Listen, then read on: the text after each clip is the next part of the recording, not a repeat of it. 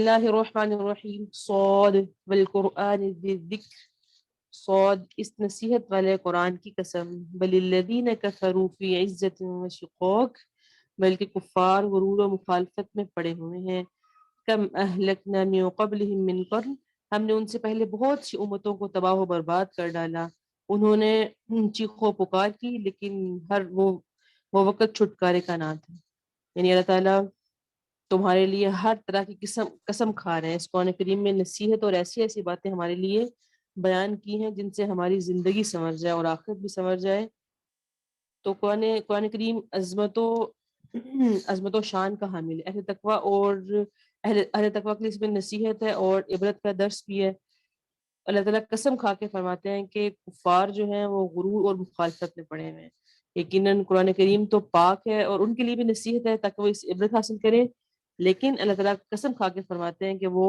پتہ نہیں کس غرور اور مخالفت میں پڑے ہوئے ہیں اور ان سے پہلی امتوں نے بھی یہی کیا اسی لیے ہم نے ان کو بھی تباہ و برباد کیا جبکہ وہ بہت مضبوط اور قوت والے تھے لیکن اپنے کفر و تکذیب کی وجہ سے برے انجام سے دوچار ان کو ہونا پڑا پھر ان کی کوئی چیخ ان کے کام نہیں آئی کیونکہ وہ وقت چھٹکارے کا نہیں تھا جب انہوں نے عذاب دیکھ لیا تو مدد کے لیے پکارا اس وقت تو توبہ کے دروازے بند ہو چکے تھے اس لیے کوئی بھی ان کو اللہ تعالیٰ کے عذاب سے بچانے والا نہیں ہوا آیت نمبر 5 ہے اجعل الآلہۃ الہ واحدہ کیا اس نے اتنے سارے معبودوں کو ایک ہی معبود کر دیا واقعی یہ بہت ہی عجیب بات ہے یعنی اللہ تعالیٰ اکیلے ہی ساری کائنات کا نظام چلانے والے ہیں ان کے کوئی شریک نہیں ہے اسی طرح عبادت اور نظر و نیاز کا مستحق بھی صرف اللہ تعالیٰ اکیلے ہی ہے تو یہ ان کے لیے بڑی تعجب کی بات تھی کفار کے لیے کہ ایسا ہو سکتا ہے وَطَلَقَ الْمَلَأُ مِنْهُمْ آیت نمبر 6 ہے ان کے سردار یہ کہتے ہوئے چلے کہ چلو اپنے معبودوں پر جمے رہو یقیناً اس میں تو کوئی غرض ہے یعنی اپنے دین پہ جمے رہو اور بتوں کی بھی عبادت کرتے رہو محمد صلی اللہ علیہ وسلم کی کان پر محمد صلی اللہ علیہ وسلم کی بات کی طرف دھیان نہ دو ان کو چھوڑ دو آپس میں ایسی باتیں کیا کرتے آیت نمبر 7 to 10 ہے وَمَا سَمِعْنَا بِهَذَا فِي الْمِلَّةِ الْآخِرَةِ ہم نے تو یہ بات پچھلے دین میں بھی نہیں سنی کچھ نہیں یہ تو صرف من گھڑتی ہے آپس میں ایک دوسرے کو یہ کہا کرتے کہ ہم نے تو پہلے بھی کبھی ایسے نہیں سنا ہم نے تو سنا ہی نہیں کہ کوئی کسی نے ہمیں توحید کی دعوت دی ہو اور یہ تو ایسے ہی کہتا رہتا ہے کیا ہم سب میں سے اسی پر کلام الہی نازل کیا گیا ہے یعنی تعجب سے ایک دوسرے کو کہتے کہ ہم تو اتنے بڑے چودھری اور اتنے بڑے رئیس گزرے کہ اللہ نے اگر کسی کو بنانا ہوتا تو کسی اور کو نہ بنا سکتا اسی کو بس بنانا تھا کتنی عجیب بات ہے یہ کہ کہتا ہے کہ میں نبی ہوں یعنی ایسی باتیں آپس میں وہ کیا کرتے ہیں نعوذ باللہ دراصل یہ لوگ میری وحی کی طرف سے شک میں اگر آپ نے نبی کو تسلی دیتے ہوئے فرما رہے ہیں آپ پریشان نہ ہو بلکہ یہ میری وحی کی طرف سے شک میں ہے بلکہ صحیح بات تو یہ ہے کہ انہوں نے اب تک میرا عذاب چکھا ہی نہیں ہے اگر عذاب چکھ لیتے تو اتنی واضح چیز کی تکذیب نہ کرتے اپنے سامنے اللہ کے نبی کی رسالت نبوت کو دیکھتے ہیں پھر بھی آپ کی تکذیب کرتے رہتے ہیں وہ اللہ تعالیٰ اپنے نبی کو تسلی دیتے ہوئے فرما رہے ہیں آپ پریشان نہ ہو ایک ایسا وقت بھی آ جائے گا پھر نہ تصدیق ان کی کام آئے گی نہ ہی ان کا ایمان ان کو کوئی بھی فائدہ دے گا آیت نمبر 11 ہے كذبت قبلهم قوم نوح وعاد وفرعون وثمود ان سے پہلے بھی قوم نوح عاد اور میخوں والوں نے جھٹایا تھا سمودیوں نے بھی قوم لوط نے بھی اور ایکا یعنی بستی والوں نے بھی یہ بہت بہت بڑے لشکر تھے اب یہاں سے دوبارہ سے انبیاء اکرام کی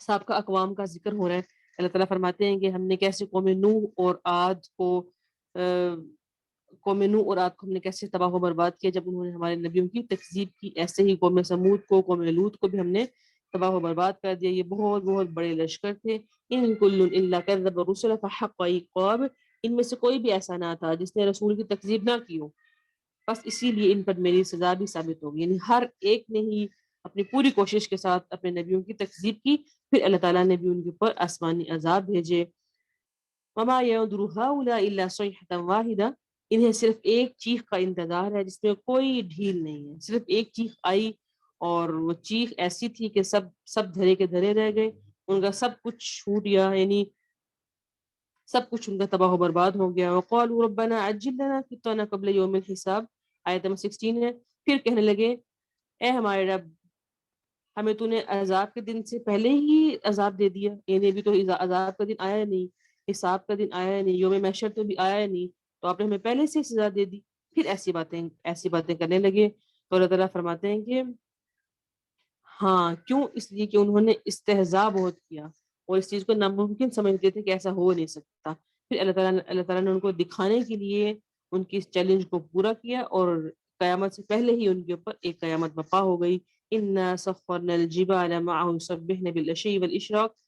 ہم نے پہاڑوں کو اس کے تابع کر دیا تھا یعنی حضرت سلیمان علیہ السلام کے، اور اس کے ساتھ شام کو اور صبح کو پہاڑ بھی تسبیح کرتے ہیں. یہ ہم کل کافی ڈیٹیل میں سارا دیکھا تھے. حضرت داؤد علیہ السلام اور سلیمان علیہ السلام جو باپ بیٹا دونوں ہی نبی تھے، اور دونوں کو کس طرح اللہ تعالیٰ نے سلطنت سے نوازا تھا. وشددنا ملکہ وآتیناہ الحکمۃ وفصل الخطاب، اور ہم نے اس کی سلطنت کو مضبوط کر دیا اور اسے حکمت بھی دے دی اور بات کا فیصلہ کرنا. یہ حضرت سلیمان علیہ السلام کے لیے اللہ تعالیٰ نے یہ ان کو خوبی عطا فرمائی تھی. پھر اسی طرح ہی آگے دیکھیے، اور اپنی اسی حکمت کے باعث دونوں باپ بیٹا لوگوں میں فیصلے بھی کروایا کرتے تھے. آگے دیکھیے آیت نمبر 30 میں اللہ تعالیٰ اپنے ایک اور نبی کے بارے میں بیان فرما رہے ہیں. وَوَهَبْنَا لِدَاوُودَ سُلَيْمَانَ نِعْمَ الْعَبْدُ إِنَّهُ أَوَّابٌ. یعنی ہم نے سلیمان علیہ السلام اور داؤد علیہ السلام دونوں کو نبی بنایا، اور کس قدر ہی اچھے بندے تھے، بہت ہی رجوع کرنے والے بندے تھے، بہت رجوع کرنے والے تھے. نبیوں کی خاصیت یہ ہوتی ہے کہ بہت رجوع کرنے والے ہوتے ہیں اپنے اللہ کی طرف، اور ان کا خاصہ ہوتا ہے کہ انہوں نے اپنے رب کی ہی بات ماننی ہوتی ہے. پھر اِذْ عُرِضَ عَلَيْهِ بِالْعَشِيِّ الصَّافِنَاتُ الْجِيَادُ، جب ان کے سامنے شام کے وقت تیز رو خاصے گھوڑے پیش کیے گئے. حضرت سلیمان علیہ السلام کا یہاں سے واقعہ ایک سٹارٹ ایک اور ہو رہا ہے کہ سلیمان علیہ السلام نے جہاد کی غرض سے کچھ گھوڑے پالے ہوئے تھے. وہ عمدہ اصیل تیز رو گھوڑے تھے. سلیمان علیہ السلام کے کو وہ پیش کی گئی کہ ان کا معائنہ کیجئے. تو ظہر یا عصر سے لے کے آخر تک یعنی حضرت سلیمان علیہ السلام وہ گھوڑے دیکھتے رہے، اور دیکھنے میں اتنے مگن ہو گئے کہ ان کی عصر کی نماز ہی قضا ہو گئی. تو پھر کہنے لگے فقال انی، آیت نمبر 32 ہے، کہنے لگے میرے پروردگار کی یاد پر ان گھوڑوں کی محبت کو ترجیح دے دی میں نے، یہاں تک کہ آفتاب چھپ گیا اور ان گھوڑوں کی وجہ سے میری عصر کی نماز بھی ضائع ہوگی.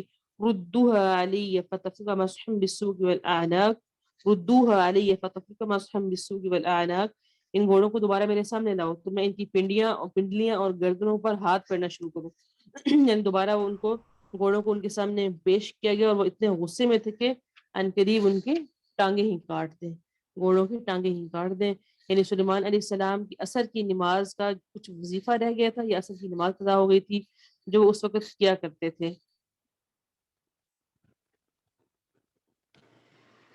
تو انہیں خوب صدمہ پہنچا، تو کہنے لگے گھوڑوں کی محبت میں اتنا مگن ہو گیا کہ مجھ پہ سورج چھپ گیا، یعنی سورج غروب ہو گیا اور میری عصر کی نماز رہ گئی، میں اللہ تعالیٰ کی یاد سے غافل ہو گیا.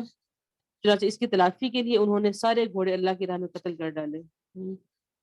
ایسے ہوتے ہیں انبیاء، ایسے ہوتے ہیں اللہ والے، یعنی جو اللہ تعالیٰ کی راہ میں کوئی چیز بھی اگر ان کی حائل ہو جاتی ہے، کوئی رکاوٹ بن جاتی ہے، تو وہ پھر اس کا ازالہ اس سے کر دیتے ہیں. آیت نمبر 34 ہے وَلَقَدْ فَتَنَّا سُلَيْمَانَ، اور ہم نے سلیمان علیہ السلام کی آزمائش ایک اور طریقے سے بھی کی. ان کے تخت پر ایک جسم ڈال دیا، پھر اس نے رجوع کیا. یہ آزمائش کیا تھی؟ کرسی پر کیا ڈالا؟ جسم کس کا تھا؟ بعض مفسرین کہتے ہیں کہ سلیمان علیہ السلام نے ایک مرتبہ یہ بات کہی تھی کہ میں آج کی رات اپنی تمام بیویوں سے، جن کی تعداد 80 یا 90 تھی، کہ ہم بستری کروں گا تاکہ ان سے شاہ سوار بیٹے پیدا ہوں جو اللہ تعالیٰ کی راہ میں جہاد کریں. اس پر انہوں نے انشاءاللہ نہیں کہا تھا، صرف اپنی ہی تدبیر پر سارا اعتماد کیا.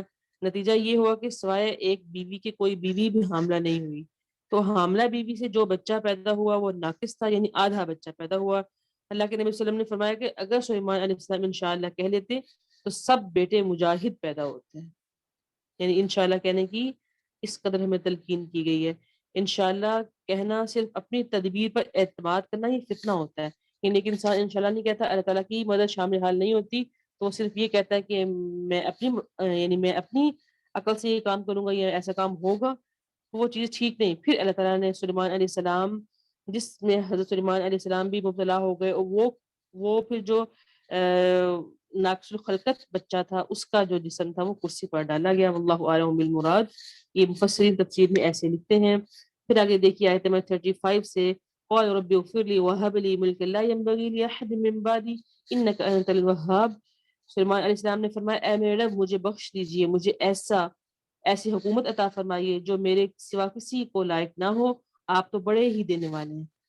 یعنی ایسے شاہ سواروں کی فوج پیدا ہونے کی آرزو کرنا، پھر آپ کی حکمت مشیت کے تحت جو پوری نہیں ہو سکی، لیکن اگر مجھے ایسی با اختیار آپ بادشاہ عطا فرما دیں کہ ویسی بادشاہت میرے سوا یا میرے بعد کسی کے پاس نہ ہو، تو پھر اولاد کی ضرورت ہی نہیں رہے گی. یہ دعا بھی اللہ کے دین کے غلبے کے لیے ہی انہوں نے کی تھی. پھر اللہ تعالیٰ نے ان کو ایسی ہی بادشاہ نصیب فرمائی. فَسَخَّرْنَا لَهُ الرِّيحَ تَجْرِي بِأَمْرِهِ، بس ہم نے ان کو ہواؤں کو اس کے ماتحت کر دیا، اور آپ کے حکم سے جہاں آپ چاہتے نرمی سے وہ ہوائیں آپ کو پہنچاتی. یعنی اللہ تعالیٰ نے حضرت سلیمان کی دعا قبول فرما لی اور انہیں ایسی بادشاہت عطا فرمائی جس نے ہوا بھی ان کے ماتحت. سبحان اللہ. یہاں ہوا کو نرمی سے چلنے والا بتایا گیا. ایک دوسرے مقام پہ ہم نے پڑھا تھا کہ تندو تیز ہوا کو کہا گیا تھا. یعنی حضرت سلیمان علیہ السلام کی تابع ہو گئی تھی، تو سلیمان علیہ السلام جس طرح چاہتے حسب ضرورت اسے گرم کرنا چاہتے تو گرم کر لیتے، نرم کرنا چاہتے تو نرم کر لیتے، ٹھنڈا کرنا چاہتے تو ٹھنڈا بھی کر لیتے. یہ اللہ تعالیٰ نے خاصہ حضرت سلیمان علیہ السلام کو نصیب فرما دیا. یہ ہوتے ہیں اللہ تعالیٰ کے بندے نبی. پھر اللہ تعالیٰ جب ان کو اپنے معجزات نصیب فرماتے ہیں، اگر تو پھر دنیا والے ان کی تصدیق کر دیں تو دنیا والے بھی خیر کی طرف چلے جاتے ہیں، لیکن اگر دنیا والے ان کی تکذیب کر دیں، جیسا کہ ایک روش چلی آ رہی ہے کہ دنیا والے ہمیشہ تکذیب ہی کرتے ہیں زیادہ تر نا، تو پھر ان کا انجام خود ہی برا ہوتا ہے. پھر آگے ایک اور نبی کا ذکر ہو رہا ہے آیت نمبر 41 میں، وَإِذْ وَاذْكُرْ عَبْدَنَا أَيُّوبَ إِذْ نَادَى رَبَّهُ أَنِّي مَسَّنِيَ الشَّيْطَانُ بِنُصْبٍ وَعَذَابٍ. اور ہمارے بندے ایوب علیہ السلام کا بھی ذکر کر رہا ہوں، جبکہ اس نے اپنے رب کو پکارا کہ مجھے شیطان نے رنج اور دکھ پہنچا دیا. ایوب علیہ السلام کی ایک ایسی بیماری تھی، اس بیماری میں انہوں نے صبر کیا. ان کا وہ صبر بہت ہی مشہور ہے جو قرآن کی زینت بن گیا، جس کے مطابق اللہ تعالیٰ نے اہل و مال کی تباہی اور بیماری کے ذریعے ان کی آزمائش کر لی، جس میں وہ کئی سال مبتلا رہے، حتیٰ کہ صرف ایک بیوی ان کے ساتھ باقی رہ گئی تھی، باقی سب لوگ ان کو چھوڑ گئے. صبح شام ان کی خدمت کرتی، ان کو کہیں کام کاج کرنے کے لیے جاتی ہے، رزق کا بھی انتظام کرتی، یہاں تک کہ صرف اکیلی بیوی رہ گئی تھی، باقی سب کے سب ان کو چھوڑ کے چلے گئے تھے. تو حضرت ایوب علیہ السلام کتنے سال اس بیماری میں وہ مبتلا رہے. پھر انہوں نے ایک دن اللہ تعالیٰ سے دعا کی کہ اللہ تعالیٰ میں تھک گیا ہوں، اب میں تھک گیا ہوں، مجھے اس بیماری سے نجات عطا فرما دیجیے. آیت نمبر 42 میں آتا ہے، ارکض برجلک ھذا مغتسل بارد وشراب. ہم نے کہا اپنا پاؤں مارو، یہ نہانے کا ٹھنڈا اور پینے کا پانی ہے. یعنی اللہ تعالیٰ نے حضرت ایوب علیہ السلام کی دعا بھی قبول فرما لی. ان سے کہا کہ زمین پہ پاؤں مارو جس سے ایک چشمہ جاری ہوا، اس کے پینے سے اندرونی بیماریاں اور غسل کرنے سے ظاہری بیماریاں بھی دور ہو جائیں گی. سبحان اللہ.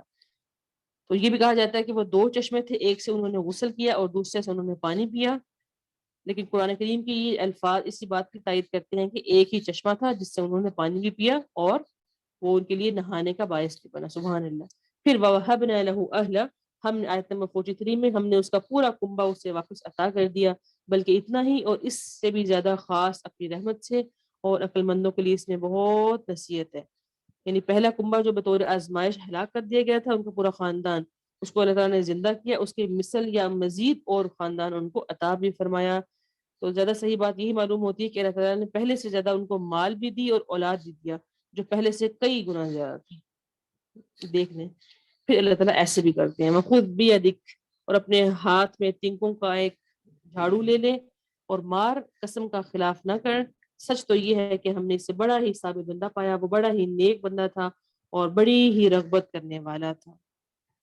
ایوب علیہ السلام کو ہم نے جو کچھ بھی عطا فرمایا تھا، جو کچھ ہم نے اس کو دوبارہ دیا، جو کچھ ہم نے اس کو پہلے دیا، یہ تو خاص رحمت کا اظہار اللہ تعالیٰ فرما رہے ہیں کہ ہم نے خاص اپنی رحمت اس کے اوپر کی تاکہ اہل دانش بھی اس سے نصیحت حاصل کریں کہ وہ اپنی غموں پہ، اپنے مشکلات پہ صبر کریں گے. جس طرح ایوب علیہ السلام نے صبر کیا تو اللہ تعالیٰ پھر ان کو ہر چیز ہی عطا فرما دیتے ہیں. پھر انہوں نے قسم کھائی تھی حضرت ایوب علیہ السلام نے بیماری کے ایام میں خدمت گزار بیوی کو کسی بات سے ناراض ہو کے جب ایوب علیہ السلام نے اسے 100 کوڑے مارنے کی قسم کھا لی کہ جب صحیح ہو گئے تو اللہ تعالیٰ نے فرمایا کہ اپنی قسم کو پورا کرو. سو تم یوں کرو کہ 100 تنکوں والی جھاڑو لے لو، ایک مرتبہ اسے مار دو، تیری قسم پوری ہو جائے گی. دیکھیں اب اتنی خدمت گزار بیوی کو 100 کوڑے مارنا کوئی آسان کام تھا ان کے لیے، لیکن قسم کھا لی تھی انہیں ایسا کروں گا جب مجھے اللہ شفا دے دیں گے. تو شفا کے بعد اب اللہ تعالیٰ نے کہا کہ اب اپنی قسم کو پورا کرو. پھر انہوں نے اس طرح اپنی قسم کو پورا کیا، 100 تنکوں والا ایک جھاڑو لیا تو ایک دفعہ بیوی کو مارا جس سے قسم پوری ہو گئی. اس طرح اللہ تعالیٰ نے حضرت ایوب علیہ السلام کو بھی صحت یاب فرما دیا. وَاذْكُرْ عِبَادَنَا إِبْرَاهِيمَ وَإِسْحَاقَ وَيَعْقُوبَ آیت نمبر 45 سے اللہ تعالیٰ فرماتے ہیں ہمارے بندوں ابراہیم، اسحاق، یعقوب علیہ السلام کا بھی لوگوں سے ذکر کرو جو ہاتھوں اور آنکھوں والے تھے. اب ہاتھوں اور آنکھوں والے سے کیا مراد ہے؟ یعنی عبادت الہی اور نصرت دین میں بڑے ہی قوی اور دینی علمی بصیرت میں ممتاز تھے. یہی اللہ تعالیٰ کا خاص انعام تھا ان کے اوپر. یہ لوگ، ان لوگوں پر اللہ تعالیٰ نے بہت احسان کیا تھا. اپنے انبیاء پر تو اللہ تعالیٰ کا احسان ہوتا ہی ہوتا ہے. وَإِنَّهُمْ عِندَنَا لَمِنَ الْمُصْطَفَيْنِ الْأَخْيَارِ. یہ سب ہمارے برگزیدہ اور نیک بندے، بہترین لوگ تھے سارے کے سارے نبی. وَاذْكُرْ إِسْمَاعِيلَ وَالْيَسَعَ وَذَا الْكِفْلِ وَكُلٌّ مِّنَ الْأَخْيَارِ. اسماعیل، یسع، ذوالکفل علیہم السلام کا بھی ذکر کیجئے. یہ سب بہت ہی بہترین لوگ تھے، بہت ہی بہترین. یسع علیہ السلام الیاس علیہ السلام کے جانشین تھے. پھر آگے دیکھیے جنت کا ذکر ہو رہا ہے آیت 50 سے. جنات عدن مفتحۃ لهم الابواب. ان لوگوں کے لیے ہمیشگی والی جنتیں ہوں گی جن کے دروازے ان کے لیے ہمیشہ ہمیشہ کھلے رہیں گے، جن میں با فراغت تکیا لگائے ہوئے بیٹھے طرح طرح کے میوے، قسم قسم کی شرابوں کی فرمائش کر رہے ہوں گے. یہ جنتی لوگ وَعِندَهُمْ قَاصِرَاتُ الطَّرْفِ أَتْرَابٌ. ان کے پاس نیچی نظروں والی ہم عمر حوریں بھی ہوں گی. یہ ہے وہ وعدہ جو تم سے کیا جاتا تھا حساب کے دن، یعنی حساب کے دن کے لیے تم سے یہ وعدہ تمہارے رب نے کیا تھا. ان هذا لرزقنا ما له من نفاد. بے شک روزیاں ہمارا خاص آتی ہیں جن کا کبھی بھی خاتمہ نہیں ہوگا، یعنی کبھی بھی خاتمہ نہیں ہوگا. اللہ تعالیٰ جنتی لوگوں کو طرح طرح کی نعمتوں سے نوازتے رہیں گے. اللہم اجعلنا منہم. اللہ تعالیٰ سے دعا ہے کہ ہمارا شمار بھی ان لوگوں میں فرما دے. بے شک جنت کے بعد جہنم کا بھی ذکر ہو رہا ہے.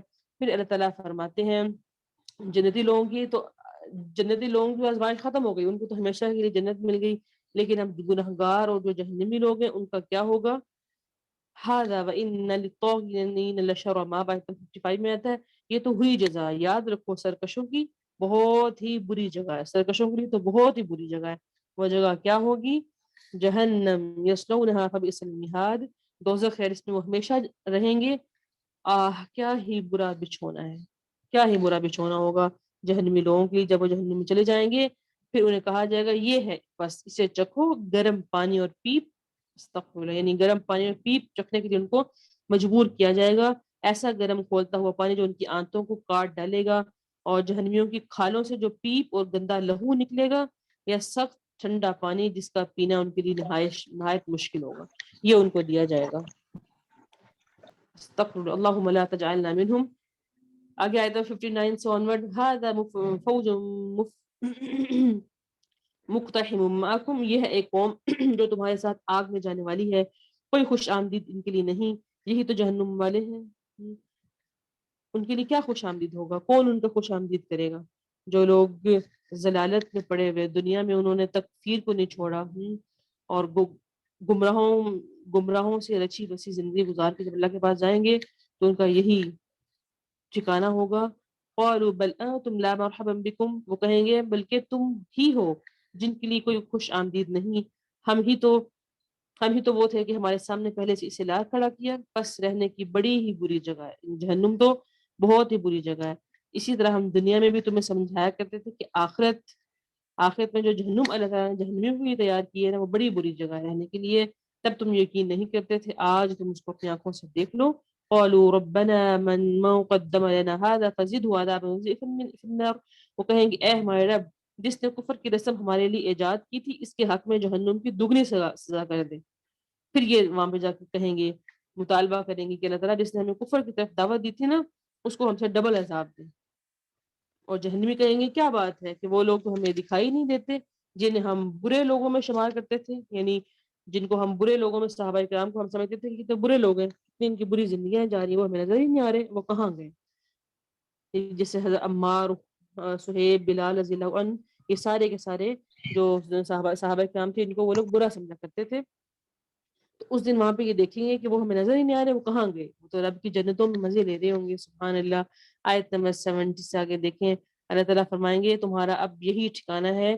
جہنمی لوگ آپس میں جھگڑیں گے لیکن اس جھگڑنے کا کیا فائدہ، اب ہمیشہ وہ وہاں ہی رہیں گے. اللہم لا تجعلنا منہم آمین یا رب العالمین. آیت نمبر 71 میں اذ قال ربک للملائکہ.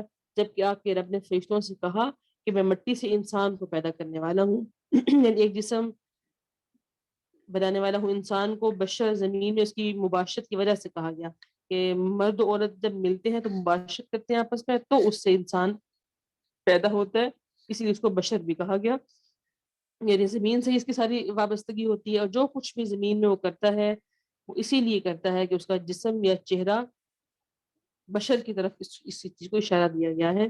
اسی لیے اللہ تعالیٰ نے انسان کو بشر سے موسوم کیا. پھر اللہ تعالیٰ نے کس طرح فرشتوں کو فرمایا, ہم پورا سٹوری انسان کی تخلیق کے 12 مرتبہ پڑھتے آئے کہ اللہ تعالیٰ نے فرشتوں سے کہا تھا کہ تم سب نے اس کو سجدہ کرنا ہے, جب میں اس کو ٹھیک ٹھاک پیدا کر دوں گا. تو سب نے سجدہ کیا, ابلیس نے سجدہ نہیں کیا, اس نے تکبر کیا اور وہ کافروں میں سے ہو گیا. تو اللہ تعالیٰ نے اس سے فرمایا کہ کس چیز نے تمہیں سجدے سے روکا؟ اسے جسے میں نے اپنے ہاتھوں سے پیدا کیا. کیا تکبر تمہارے نزدیک آ گیا؟ تو اس نے کہا آیت نمبر 76 میں, قال انا خیر من خلقتنی من نار وخلقتہ من طین. اس نے جواب دیا کہ میں اسے بہتر ہوں, آپ نے مجھے آگ سے بنایا اور اسے مٹی سے پیدا کیا. یہ وہ گھمنڈ تکبر. شیطان نے اپنے نظام فاسد میں یہ سمجھا کہ آگ کا عنصر مٹی کے عنصر سے بہتر ہے, حالانکہ آگ تو آپ کو پتہ ہے ہر چیز کو کھا جاتی ہے. تو آگ اللہ تعالیٰ نے ابلیس کو دی, یعنی شیطان کو آگ سے پیدا کیا, اور مٹی انسان کے حصے میں آئی. تو جو مٹی ہے, مٹی کو آگ کے مقابلے میں شرف و عظمت حاصل ہوتی ہے. تو وہ اللہ تعالیٰ نے اس شرف کی بنا پہ انسان کو تخلیق کیا, لیکن شیطان ابلیس یہ بات سمجھ نہ سکا, اس نے غرور تکبر کیا, جس کے لیے پھر اللہ تعالیٰ نے اس کو کہا کہ تو جنت سے نکل جا, ہمیشہ کے لیے تو راندا ہوا ہے. استغفر اللہ. اس نے کہا کہ آپ مجھے مہلت دے دیجیے. اللہ تعالیٰ نے فرمایا کہ تجھے مہلت دے دی گئی معین مدت تک, یعنی اس وقت تک جب تک روز محشر نہیں آ جاتا. قال فبعزتک لأغوینہم اجمعین. اس نے قسم کھائی آیت نمبر 82 میں, کہنے لگا آپ کی عزت کی قسم, میں ان سب کو یقیناً بہکا دوں گا سوائے اس کے جو آپ کے چنیدہ پسندیدہ بندے ہوں گے. قال فالحق والحق اقول. آیت نمبر 84, اللہ تعالیٰ نے فرمایا یہ سچ ہے اور میں سچ ہی کہا کرتا ہوں. لأملأن جہنم منک ومن تبعک منہم اجمعین. میں تجھ سے اور تیرے تمام ماننے والوں سے جہنم کو بھر دوں گا. یہ ہے وہ اللہ تعالیٰ کا وعدہ جو اللہ تعالیٰ نے قیامت کے دن پورا کرنا ہے. اللہم لا تجعلنا منہم, آمین. آیت نمبر 86 سے آنورڈ دیکھیں. قل ما اسألکم علیہ من اجر. اللہ تعالیٰ پہ نبی سے فرمایا آپ ان سے کہہ دیجئے تم پہ کوئی بدلہ میں نہیں مانگتا اور نہ ہی میں تکلف کرنے والوں میں سے ہوں, میں تو صرف نصیحت کرتا ہوں جو تمام جہانوں کے لیے سراسر نصیحت اور عبرت ہے. وَلَتَعْلَمُنَّ نَبَأَهُ بَعْدَ حِینٍ. یقیناً تم اس وقت کی حقیقت کچھ ٹائم بعد جان لو گے. اور وہ وقت کب آئے گا؟ جب وہ اپنے سامنے اس کو دیکھ لیں گے, قیامت کا دن. اس دن تو کوئی چارہ ہی نہیں ہوگا کہ وہ واپس لوٹ کے جائیں. اس دن کا ماننا کیا ماننا ہوگا؟ اگر آج مانے تو بات بنتی ہے نا. یہ جو اللہ تعالیٰ نے قرآن کریم میں وعدے کیے ان کی حقیقت اور صداقت جلد تمہارے سامنے آ جائے گی. چنانچہ صداقت جو تھی وہ اس وقت ہو, جب صداقت کا تب یقین کرو گے جب اپنے سامنے عذاب کو دیکھ لو گے. آج بن دیکھے عذاب کو بن دیکھے ہی تم اپنے نبی کی اپنے رب کی اس صداقت کا یقین کرو تو وہ بات بنتی ہے نا. تو وہ ایسا ہے, وہ کیا نہیں کرتے تھے. اس لیے اللہ تعالیٰ فرماتے ہیں کہ اس دن ہر انسان جان لے گا اور سمجھ لے گا. اللہ تعالیٰ سے دعا ہے کہ وہ دن آنے سے پہلے پہلے ہمیں عقل سلیم عطا فرما دے تاکہ ہم اللہ تعالیٰ کے کیے ہوئے وعدوں پر یقین کر لیں. آمین یا رب العالمین. سورہ زمر پڑھیں گے, تلاوت کون کرے گا آپ میں سے؟ جی اکسا, میں آپ کو مائک دے رہی ہوں, سٹارٹ کریں. السلام علیکم. بسم اللہ الرحمن الرحیم. تنزیل الکتاب من اللہ العزیز الحکیم. انا انزلنا الیک الکتاب بالحق فاعبد اللہ مخلصا لہ الدین الا للہ الدین الخالص والذین اتخذوا من دونه اولیاء ما نعبدوهم الا لیقربونا الی اللہ زلفی ان اللہ یحکم بینہم فیما ہم فیہ یختلفون ان اللہ لا یہدی من هو کاذب کفار. لو اراد اللہ ان یتخذ ولدا لاصطفى مما يخلق ما يشاء سبحانہ هو اللہ الواحد القہار. ٹھیک ہے, جزاک اللہ, کافی ہے. بسم اللہ الرحمن الرحیم. سورہ الزمر ہے. زمر کا مطلب گروہ. تنزیل الکتاب من اللہ العزیز الحکیم، اس کتاب کا اتارنا اللہ تعالیٰ غالب با حکمت کی طرف سے ہیں، یقیناً ہم نے اس کتاب کو آپ کی طرف حق کے ساتھ نازل فرمایا، بس آپ اللہ تعالیٰ کی عبادت کریں اسی کے لیے دین کو خالص کرتے ہوئے۔ ہم نے جب بھی ہم کوئی صورت سٹارٹ کرتے ہیں تو اس کے سٹارٹ پہ اللہ تعالیٰ قرآن کریم کو باعزت کتاب ہونے کا کہتے ہیں، اور ایک قرآن کریم جو ہے وہ غالب با حکمت اللہ کی طرف سے حق کے ساتھ نازل فرمائی، یعنی ہم اتنی دفعہ بھی اس چیز کو پڑھتے ہیں تو کیا ہمیں یقین نہیں نصیب ہوتا سچ میں اللہ تعالیٰ سچ فرما رہے ہیں؟ تو ان باتوں پہ یقین کریں کہ سچ میں جو قرآن کریم ہے اس سے عزت والی کوئی کتاب اس دنیا میں نہیں ہو سکتی۔ آپ دیکھیں اگر میں آپ سے یہ سوال کروں کہ نرسری سے لے کے، چلو وہ بھی زیادہ ہو جائے گا، میں آپ سے کہوں کہ آپ کو 10th کی انگلش کی پوری کتاب زبانی یاد ہے؟ اگر آپ سب لوگوں نے 10th کیا ہوا ہے تو میں کہوں آپ سے سوال پوچھوں کہ 10th کی آپ کو انگلش کی کتاب یاد ہے یا چلے اردو کی یاد ہے، لیکن سب کا جواب یقیناً نفی میں ہوگا۔ لیکن جو حفاظ اکرام، حافظ قرآن، حافظات جو قرآن کریم کو زبانی یاد کرتے ہیں تو پوری زندگی کے لیے ان کے سینوں میں قرآن حفظ ہوتا ہے نا۔ یہ ملکہ صرف اللہ تعالیٰ نے قرآن کریم کو ہی نصیب فرمایا ہے کہ قرآن کریم جو ہے یہی ایک ایسی کتاب ہے جس کو ایک انسان زبانی یاد کر سکتا ہے، اس کے علاوہ دنیا کی کوئی بھی کتاب نہیں۔ اگر آپ وقتی طور پہ یاد کر بھی لیتے ہیں لیکن آپ کو کچھ ٹائم بعد وہ بھول جائے گی، آپ کو یاد نہیں ہو پائے گی، لیکن قرآن کریم آپ کے سینے میں اگر محفوظ ہو گیا، آپ نے اس کی حفاظت کی تو تا حیات آپ کے سینے میں وہ محفوظ رہ سکتا ہے، اور یہ شرف صرف قرآن کریم کو حاصل ہے۔ اسی لیے اللہ تعالیٰ اس کتاب کی قسم کھا کر بار بار فرماتے ہیں نا، اس کتاب جیسی تو کوئی کتاب نہیں، یہ کتاب اللہ تعالیٰ نے حق کے ساتھ با حکمت رب کی طرف سے یہ کتاب نازل کی گئی ہے۔ الا للہ الدین الخالص، آیت نمبر 3 ہے، خبردار اللہ تعالیٰ ہی کے لیے خالص عبادت کرنا، اور جن لوگوں نے اس کے سوا اولیاء بنا رکھے اور وہ کہتے ہیں کہ ہم ان کی عبادت صرف اس لیے کرتے ہیں کہ یہ بزرگ اللہ کے نزدیکی کے مرتبہ تک ہماری رسائی کریں گے، یہ لوگ جس بارے میں اختلاف کر رہے ہیں اس کا سچا فیصلہ خود اللہ تعالیٰ کر دیں گے۔ جھوٹے اور ناشکرے لوگوں کو اللہ تعالیٰ کبھی بھی راہ نہیں دکھاتے۔ یہ جھوٹی ہے تو ان باطل معبودوں کے ذریعے ان کی اللہ تک رسائی ہو جائے گی، یہ ان کی سفارش کریں گے۔ اللہ کو چھوڑ کے بے اختیار لوگوں کو معبود سمجھنا یہ بڑی ناشکری ہے، یعنی یہ سمجھتے ہیں کہ ہم شارٹ کٹ لیں گے، ایسے شارٹ کٹ کہ جو ہمیں اللہ تک پہنچا دیں۔ اللہ تعالیٰ فرماتے ہیں کہ ڈائریکٹ مجھ سے رابطہ کرو، یہ جھوٹے معبودوں کو بیچ میں رکھنا یہ سراسر ناشکری ہے۔ ایسے جھوٹوں اور ناشکروں کو ہدایت کس طرح نصیب ہو سکتی ہے جو اللہ تعالیٰ کے درمیان میں کسی اور کو آڑ بنا لیتے ہیں؟ سوچیے گا ضرور۔ لو اراد اللہ ان یتخذ ولدا، اللہ تعالیٰ چاہتے، اللہ تعالیٰ اولاد چاہتے تو جس کو مرضی اپنی اولاد بنا دیتے، لیکن وہ تو پاک ہے، وہی اللہ جو یگانہ یعنی ایک اور قوت والے ہیں۔ اگر اللہ تعالیٰ چاہتے تو کیا وہ ان کو اولاد نہیں مل سکتی تھی؟ اللہ تعالیٰ فرماتے ہیں کس طرح یہ اللہ تعالیٰ کے لیے لڑکیوں کو موسوم کرتے ہیں کہ اللہ کی بیٹی ہیں، یعنی یہ مشرکین کا جو عقیدہ تھا، بلکہ وہ اپنی مخلوق میں سے جس کو پسند کرتا وہ اس کی اولاد ہوتی، نہ کہ وہ جن کو وہ باور کرواتے ہیں، لیکن وہ تو ہر طرح سے پاک ہیں، کوئی نقص اللہ تعالیٰ کے اندر نہیں ہے، اللہ تعالیٰ ہر نقص سے پاک ہیں، اس لیے اللہ تعالیٰ اکیلے ہی واحد القہار ہے۔ تو کیا ایسے کہتے ہیں، یہ لوگ کیا کہتے ہیں کہ اللہ تعالیٰ کی بیٹی ہیں، بیٹوں کو اپنے لیے اور بیٹیوں کو اللہ کے لیے۔ اللہ تعالیٰ فرماتے ہیں وہی اللہ ہے جس نے پیدا کیا نہایت اچھی تدبیر کے ساتھ آسمان و زمین کو، اور دن پر اور رات کو دن پر اور دن کو رات پر وہ لپیٹ لیتا ہے۔ رات کو دن پر لپیٹ لینے کا مطلب یہ ہے کہ رات کا دن کو ڈھانپنا یہاں تک کہ اس کی روشنی ختم ہو جائے، اور دن کو رات پر لپیٹنے کا مطلب کہ دن کا رات کو ڈھانپ لینا حتیٰ کہ اس کی تاریکی ختم ہو جائے۔ یہ سب کچھ صرف اللہ تعالیٰ اکیلے ہی کر سکتے ہیں، کیا کوئی انسان ایسا کر سکتا ہے؟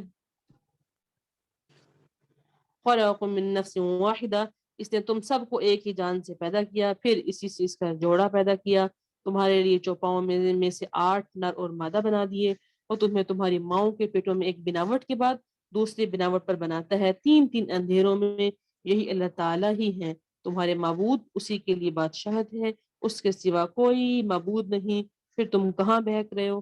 کہ بارہا مرتبہ اللہ تعالیٰ مشرکین کی اس عقیدے کی مذمت کرتے ہوئے فرماتے ہیں اس طرح جو مشرکین تھے وہ بتوں میں بھی اللہ تعالیٰ کا حصہ رکھا کرتے تھے، پھر کہتے ہیں کہ اللہ کے حصے میں سے ہمارے بتوں کا حصہ ہے، لیکن ہمارے بتوں کے حصے میں سے اللہ کا کوئی حصہ نہیں۔ پھر اللہ تعالیٰ فرماتے ہیں کہ وہ اللہ ہی ہے جس نے تمہیں تمہاری ماؤں کے پیٹوں میں پیدا کیا، کس طرح 3 اندھیرے، ایک تو ماں کے پیٹ کا اندھیرا، دوسرا رحم مادر کا اندھیرا، اور تیسرا وہ اندھیرا وہ جھلی یا پردہ جس کے اندر بچہ لیٹا ہوا ہوتا ہے. یعنی 3 طرح کے اندھیروں میں اللہ تعالیٰ نے تمہیں کھلایا بھی اور پلایا بھی.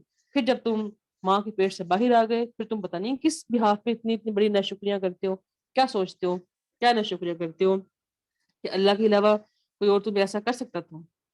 یہ اللہ تعالیٰ بارہا مرتبہ ہمیں سمجھاتے ہیں اور بتاتے بھی ہیں, سوچو کہ اللہ کے سوا اور کوئی ایسا کر سکتا تھا؟ کبھی بھی نہیں.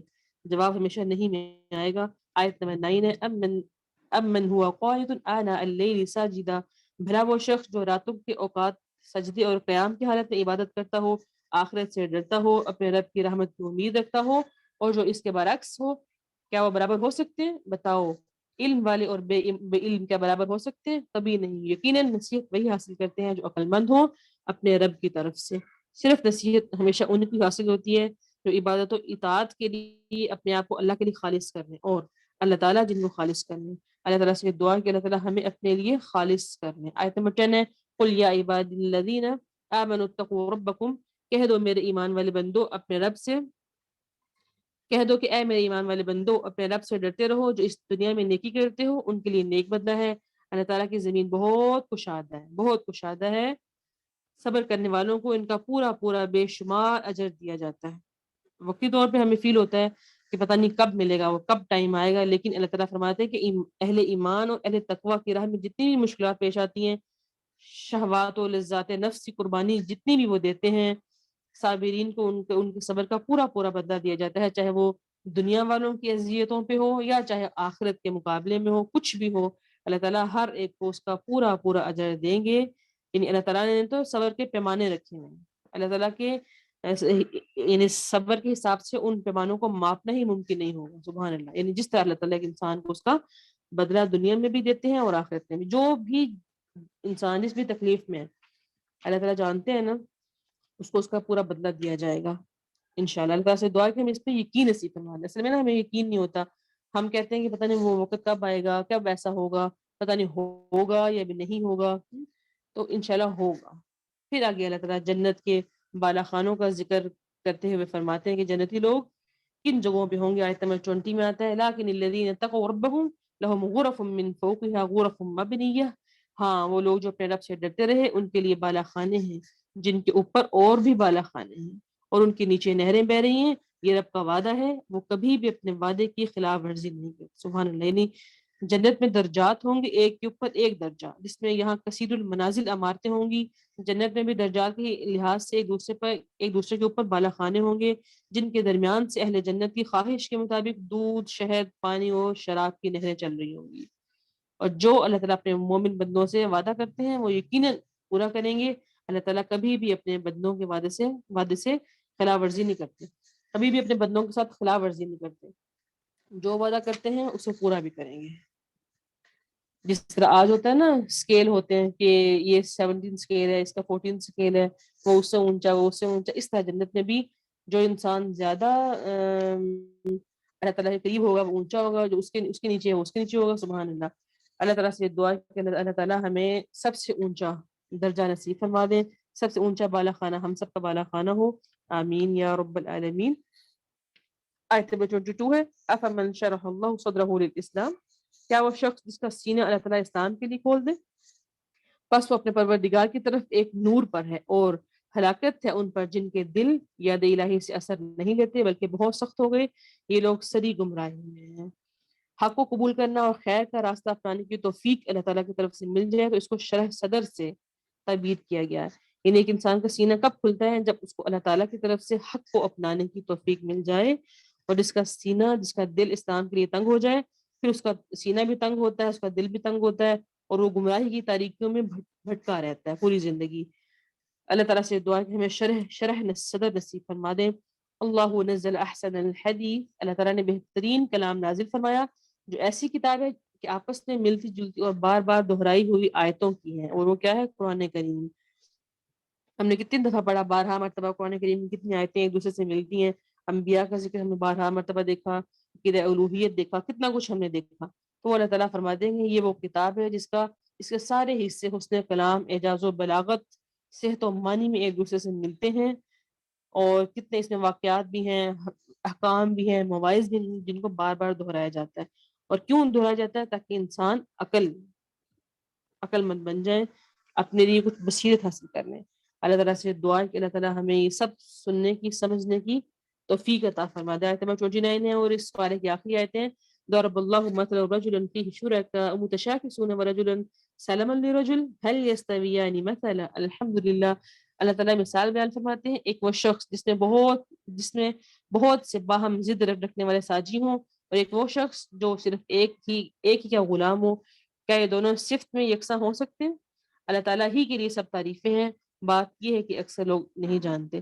یہاں بھی اللہ تعالیٰ شرک کی مذمت کرتے ہوئے فرما رہے ہیں کہ شرک کرنے والا شخص وہ کتنوں کو پوجتا ہے، لیکن ایک اللہ کا پجاری، اللہ کو عبادت کرنے والا صرف ایک رب کو پوجتا ہے، ایک رب کی عبادت کرتا ہے۔ کیا یہ دونوں برابر ہو سکتے ہیں؟ ایک مخلص مومن اور ایک مشرک انسان ہرگز نہیں، کبھی بھی برابر نہیں ہو سکتے۔ لیکن اکثر لوگ سمجھتے نہیں۔ وہ کب سمجھیں گے؟ جب قیامت کو اپنے سامنے دیکھ لیں گے، اس دن آپس میں ایک دوسرے سے جھگڑے کریں گے، تب ان کی جھگڑنا کسی بھی ان کے کام نہیں آئے گا۔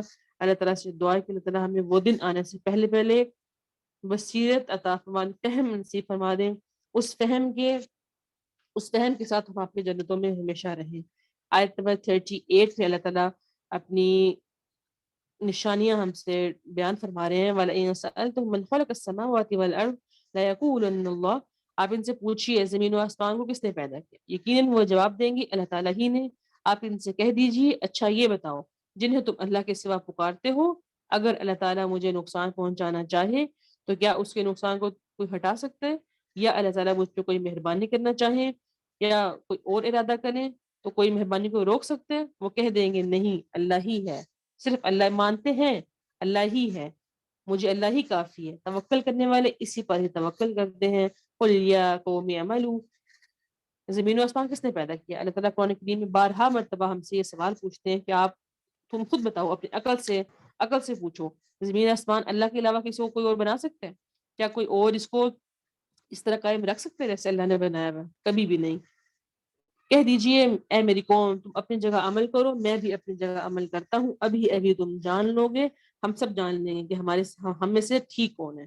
ابھی تو لگتا ہے کہ ہم ٹھیک ہے، ہر انسان اپنے آپ کو ٹھیک کہتا ہے کہ میں اس سے ٹھیک ہوں، تو اللہ تعالیٰ فرماتے ہیں کہ آپ ان سے کہیے انتظار کیجئے، ابھی سب کو پتہ چل جائے گا کہ ٹھیک کون ہے، راہ راست پر کون ہے اور بھٹکا ہوا کون ہے۔ میں یأتیہ عذاب یخزی، کہ کس پر رسوا کرنے والا عذاب آئے گا اور کس پر دائمی مار اور ہمیشگی والی سزا ہوتی ہے۔ ظاہر سی بات ہے کافر ہمیشہ جہنم میں رہیں گے اور کافروں کو ہی دائمی سزا ملے گی۔ اللہم لا تجعلنا منہم، آمین یا رب العالمین۔ اگلی آیتوں میں بھی اللہ تعالیٰ یہی بیان فرما رہے ہیں کہ ہم نے قرآن کریم کو اپنے نبی کی طرف نازل فرمایا۔ پھر آگے آیت نمبر 42 میں اللہ یتوفی الانفس حین موتہا، اللہ تعالیٰ ہی روحوں کو ان کی موت کے وقت، اور جن کی موت نہیں آئی انہیں ان کی نیند کے وقت قبض کر لیتے ہیں، پھر جن پہ موت کا حکم آ چکا انہیں تو روک لیتے ہیں اور دوسری روحوں کو ایک مقررہ وقت تک چھوڑ دیتے ہیں۔ غور کرنے والوں کے لیے اس میں بہت سی نشانی ہے۔ روحوں کو ان کی موت کے وقت، یہ وفات کبریٰ کا ذکر کیا جا رہا ہے جس میں روح روک لی جاتی ہے، اور جو نیند ہوتی ہے جب ہم رات کو سوتے ہیں پھر روز اٹھتے ہیں، یہ موت صغریٰ ہوتی ہے۔ یعنی ہم سوتے بھی ہیں، ایک انسان جب نیند میں سویا ہوا ہوتا ہے تو وہ موت کے کتنا قریب ہوتا ہے۔ ہم سنتے ہیں نا اکثر کہ وہ سو گیا، یعنی سویا تھا رات کو، صبح اٹھا ہی نہیں، یعنی موت صغریٰ سے اللہ تعالیٰ نے اسے کیسے موت کبریٰ میں بھیج دیا۔ ہم اتخذوا من دون اللہ شفعاء، ان آیتوں میں دوبارہ سے اللہ تعالیٰ شرک کی مذمت فرماتے ہیں۔ ان کی آنکھیں بھی ہیں، دماغ بھی ہیں، پھر بھی عقل نہیں رکھتے، سمجھتے ہی نہیں ہیں، سنتے ہی نہیں ہیں۔ قل للہ الشفاعۃ جمیعا، آپ ان سے کہہ دیجئے تمام سفارش کا مختار کل اللہ ہی ہے، یعنی ساری سفارشوں کا اختیار صرف اللہ تعالیٰ اکیلے کو ہے، اس کی اجازت کے بغیر کوئی سفارش نہیں کر سکتا۔ صرف اللہ کی عبادت کرو تاکہ وہ راضی ہو جائے، اور شفاعت کے لیے اگر کوئی سہارا ڈھونڈنا ہے تو اللہ کا سہارا ڈھونڈو، اللہ کے سوا کوئی بھی تمہاری سفارش نہیں کر سکتا، تم سب اسی کی طرف پھیرے جاؤ گے۔ آج تو ہم شارٹ کٹ لے لیتے ہیں نا، لیکن اس دن جس دن ہم رب العالمین کو اپنے سامنے پائیں گے، اس دن جب باطل معبود سارے بھاگ جائیں گے، تب کون ہوگا ہمارے سامنے؟ ہمارا رب ہی ہوگا نا۔ پھر آیت نمبر 53 میں اللہ تعالیٰ اپنے بندوں کو تسلی دے رہے ہیں۔ قل یا عبادی الذین اسرفوا علی انفسہم لا تقنطوا من رحمت اللہ، اے میرے بندو جنہوں نے اپنی جانوں پہ ظلم کر لیا، زیادتی کر لی، تم اللہ کی رحمت سے نا امید نہ ہو جانا۔ बिल-यकीन अल्लाह ताला सारे गुनाहों को माफ कर देते हैं, वाकई वो बड़ी बख्शिश वाले, बड़ी रहमत वाले हैं। हम सबको अल्लाह ताला तसल्ली दे रहे हैं और समझा रहे हैं कि अगर तुम अपनी जिंदगी से मायूस हो गए हुए हो कि मैंने इतने गुनाह कर लिए, अब मेरी बख्शिश कैसे होगी, तो परेशान ना हो। अल्लाह ताला अपनी मग़फ़िरत की वुसअत बयान फरमा रहे हैं कि जिस कदर तुमने अल्लाह ताला के साथ तुमने शिर्क कर भी लिया, गुनाह भी कर लिए, अब तुम इतनी वसी तौबा करो, यानी दिल से तौबा करो, ऐसी तौबा करो कि जिसके बाद तुम कभी दोबारा से गलती की तरफ ना पलटो। लेकिन दिल में ये नहीं रखना कि वक्ती तौर पे मैं माफ़ी माँग लूँ, बाद में दोबारा गलती की तरफ पलटूँगा, ऐसी तौबा नहीं, बल्कि ऐसी तौबा कि अगर अब मुझे अल्लाह ताला माफ़ कर देंगे, इसके बाद मैं कभी भी ज़िंदगी में दोबारा से गलत काम नहीं करूँगा। फिर इंशाअल्लाह अल्लाह ताला तुम्हें ऐसी तौबा नसीब फरमा देंगे जिसके बाद तुम कोई भी गलती करने के काबिल नहीं रहोगे। एक इंसान जो अपने दिल से अज़्म मुसम्मम करके तौबा करेगा तो ये उसी के लिए है। व अनीबू इला रब्बिकुम अस्लिमू लहू मिन क़ब्ल, तुम सब अपने रब की तरफ झुक जाओ, उसका हुक्म मानो, उससे कबल के तुम्हारे पास वो अज़ाब आ जाए, फिर तुम्हारी मदद ना की जाएगी। वो अज़ाब कौन-सा होगा? क़यामत के दिन, रोज़े महशर के दिन, जहन्नुम का अज़ाब जिस दिन उसको सब लोग अपनी आँखों से देख लेंगे। फिर एक शख्स कहेगा, आयत नंबर 53 है, तक़ूलु नफ्सुन या हसरता अला मा फ़रतु फ़ी जंबिल्लाह, ऐसा ना हो कि कोई शख्स ये कहे इस बात पर कि मैंने अल्लाह ताला के हक में कोताही कर दी, बल्कि मैं तो मज़ाक उड़ाने वालों में से था। एंड उस दिन ये ऐसी बातें करेंगे, काश मैंने ये ना किया होता, काश मैंने अल्लाह का कुर्ब हासिल कर लिया होता और आज मैं जन्नत में होता। वो अल्लाह ताला फरमाते हैं फिर ऐसी हसरत किसी इंसान को नहीं रहेगी जब वो दुनिया में अल्लाह ताला की बात को मानता है। आयत नंबर 60 है, वयौमल क़ियामति तरल्लज़ीना कज़्ज़बू अलाल्लाहि वुजूहुहुम मुस्वद्दा, और जिन लोगों ने अल्लाह पे झूठ बाँधा, आप देखेंगे क़यामत के दिन उनके चेहरे स्याह होंगे। क्या तकब्बुर करने वाले का ठिकाना जहन्नुम नहीं? जहन्नुम में जाने के बाद उनके लिए कुछ वहाँ से निकलने का बाकी रास्ता नहीं बचेगा, और वो तकब्बुर, वो घमंड जो दुनिया में किया करते थे, उनका सारा अंजाम वो वहाँ पे उस दिन देख लेंगे। फ़युनज्जिल्लाहु الذीन तक़ौ बिमफ़ाज़तिहिम ला यमस्सुहुमुस्सूअ वला हुम यहज़नून, जिन लोगों ने परहेज़गारी की उन्हें अल्लाह ताला उनकी कामयाबी के साथ बचा लेंगे, इन्हें कोई दुःख नहीं पहुँचेगा और ना ही वो किसी तरह भी गमगीन होंगे। अल्लाहुम्मा जअलना मिनहुम आमीन। यानी जो लोग दुनिया में परेशान थे, मुश्किलात में थे, मसाइब में उलझे हुए थे, वो सब कुछ दुनिया में छोड़ आएँगे। इन्हें कोई गम वहाँ नहीं होगा जन्नत में, और क़यामत की हौलनाकियों से भी वो महफूज़ रहेंगे। उन्हें किसी बात का कोई खौफ व गम नहीं होगा। ज़ाहिर-सी बात है उनको जन्नत मिल जाएगी, उनको और क्या चाहिए होगा। अपने सामने अल्लाह की जन्नतों को देख रहे होंगे, तो उनको पता होगा ना ये तो हमारे लिए है। दुनिया में हमने सारी मुसीबतें बर्दाश्त कर ली, अब ऐसा कुछ नहीं होगा। फिर आगे आयत नंबर 67 से ऑनवर्ड देखें, अशरक़तिल अर्ज़ु बिनूरि रब्बिहा, अल्लाह ताला के नूर से ज़मीन जगमगा उठेगी, नामाए माल हाज़िर किए जाएँगे, नबियों और गवाहों को लाया जाएगा, लोगों के दरमियान हक फैसला कर दिया जाएगा और वो ज़र्रा बराबर भी ज़ुल्म नहीं किए जाएँगे। अब क़यामत का मैदान बर्पा हो गया, मैदान लग गया, सब लोग सामने आ गए, तो हर एक को उसका हिसाब मिल रहा है, बदले मिल रहे हैं। अब अल्लाह ताला फरमाते हैं कि लोगों के दरमियान हक का फैसला किया जाएगा, किसी शख्स पे कोई भी ज़ुल्म नहीं किया जाएगा, ज़र्रा बराबर भी। ज़ुल्म के बारे में हदीस में आता है कि अगर एक सींग वाली बकरी ने बगैर सींग वाली बकरी को दुनिया में सींग मारा होगा, तो अल्लाह ताला बगैर सींग वाली बकरी को सींग देंगे। तो मुझसे कहेंगे इससे अपना बदला लो, जैसे इससे तुम्हें दुनिया में मारा था, आज तुम भी इसको मारो। फिर वो सींग वाली बकरी बगैर सींग वाली बकरी सींग वाली बकरी से बदला लेगी, उसके बाद अल्लाह ताला उसका हिसाब करेंगे। देख लें। फिर ऐसे 2 ग्रोह होंगे, एक ग्रोह जन्नत का और एक ग्रोह जहन्नुम का। अल्लाह ताला से दुआ है कि हमें जन्नत के ग्रोह में से बना देना। वसीक़ल लज़ीना कफ़रू इला जहन्नम ज़ुमरा, काफ़िरों के गौल के गौल जहन्नम की जानिब हंकाए जाएँगे, जबकि वो इसके पास पहुँच जाएँगे, इनके दरवाज़े खोल दिए जाएँगे और वहाँ के निगहबान इनसे सवाल करेंगे, क्या तुम्हारे पास तुम में से कोई रसूल नहीं आया, जो तुम पे तुम्हारे रब की आयतें पढ़ता, तुम्हें इस दिन की मुलाकात से डराता? ये जवाब देंगे, हाँ दुरुस्त था, लेकिन अल्लाह का अज़ाब काफ़िर साबित हो चुका। ये मानेंगे उस दिन। फरिश्ते कहेंगे, तुम क्यों जहन्नुम में आ गए? क्या कोई तुम्हारे पास अल्लाह ने नबी नहीं भेजा था? कोई डराने वाला नहीं आया जो तुम्हें समझाता? तो कहेंगे, हाँ आया था, लेकिन हमने बात नहीं मानी। क़ील उदख़ुलू अबवाब जहन्नम ख़ालिदीन फ़ीहा फ़बिअस मसल मुतकब्बिरीन, अस्तग़फ़िरुल्लाह। कहा जाएगा आप जहन्नुम के दरवाज़ों में दाखिल हो जाओ, جہاں ہمیشہ ہمیشہ رہو گے، پس سرکشوں کا ٹھکانہ بہت ہی برا ہے۔ اللہم لا تجعلنا منہم، ان کے اوپر ہمیشہ والی جہنم صادر کر دی گئی، فیصلہ ہو گیا۔ دوسرا گروہ، اللہ سے دعا ہے کہ ہمارا شمار دوسرے گروہ میں فرما دینا، آمین۔ وسیق الذین اتقوا ربهم الى الجنة زمرا حتى اذا جاءوها فتحت ابوابها وقال لهم خزنتها سلام علیکم طبتم فادخلوها خالدین۔ جو لوگ اپنے رب سے ڈرتے تھے ان کے گروہ جنت کی جانب روانہ کیے جائیں گے، یہاں تک کہ جب اس کے پاس پہنچیں گے دروازے کھول دیے جائیں گے، وہاں کے نگہبان ان سے کہیں گے تم پہ سلامتی ہو، تم خوشحال ہو، تم اس میں ہمیشہ ہمیشہ رہنے والے ہو۔ سبحان اللہ۔ حدیث میں آتا ہے کہ جنت کے 8 دروازے ہیں، جن میں سے ایک دروازے کا نام ہے ریان، باب الریان، جس سے صرف روزہ دار ہی داخل ہوں گے۔ اور اس وقت ہم سب بھی روزے سے ہیں، اللہ تعالیٰ سے دعا ہے کہ اللہ تعالیٰ ہمارا شمار بھی ان لوگوں میں فرما دینا، آمین۔ اور ہر دروازے کی چوڑائی 40 سال کی مسافت کے برابر ہوگی، پھر بھی یہ بھرے ہوں۔ سبحان اللہ۔ سب سے پہلے جنت کا دروازہ کھٹکھٹانے والے ہمارے پیارے نبی صلی اللہ علیہ وسلم ہوں گے۔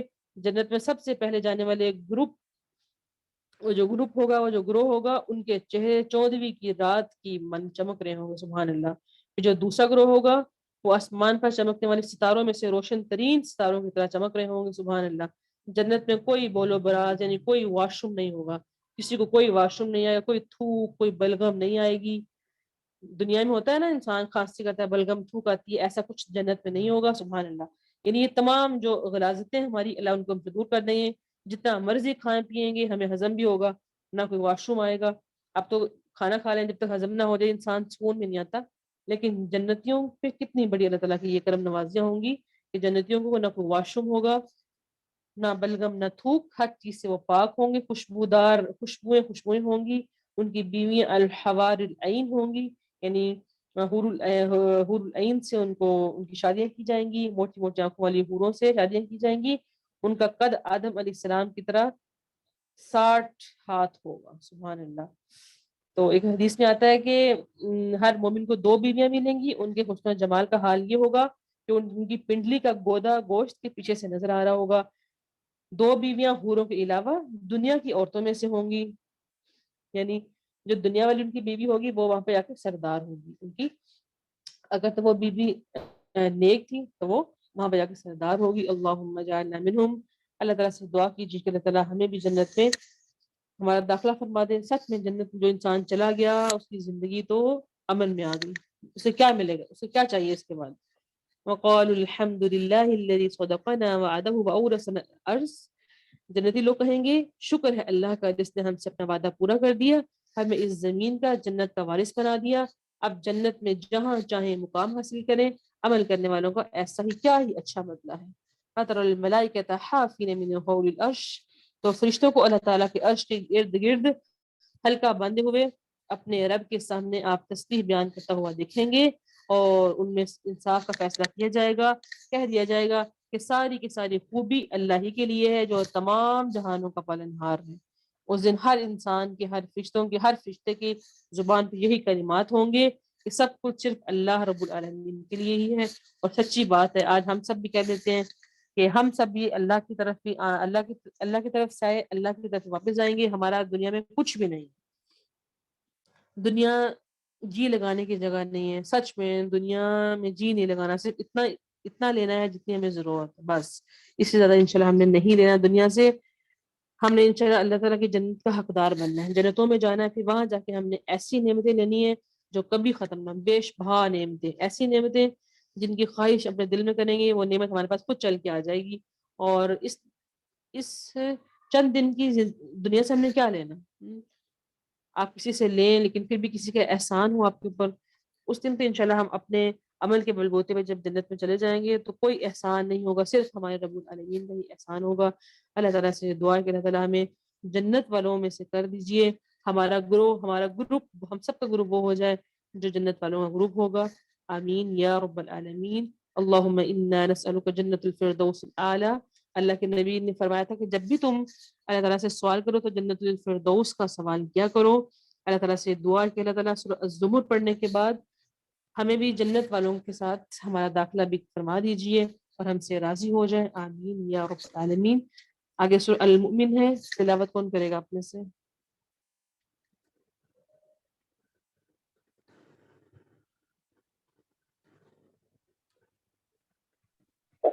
جی ثنا کریں, میں نے آپ کو مائک دے, ہینڈ ریز کرتے ہیں. ثنا آپ کریں, میں نے مائک آپ کو دے دیا. بسم اللہ الرحمن الرحیم. آمین. تنزیل الکتاب من اللہ العزیز العلیم. غافر الذنب وقائل الثواب شديد العقاب ذي الطول لا إله إلا هو إليه المصير.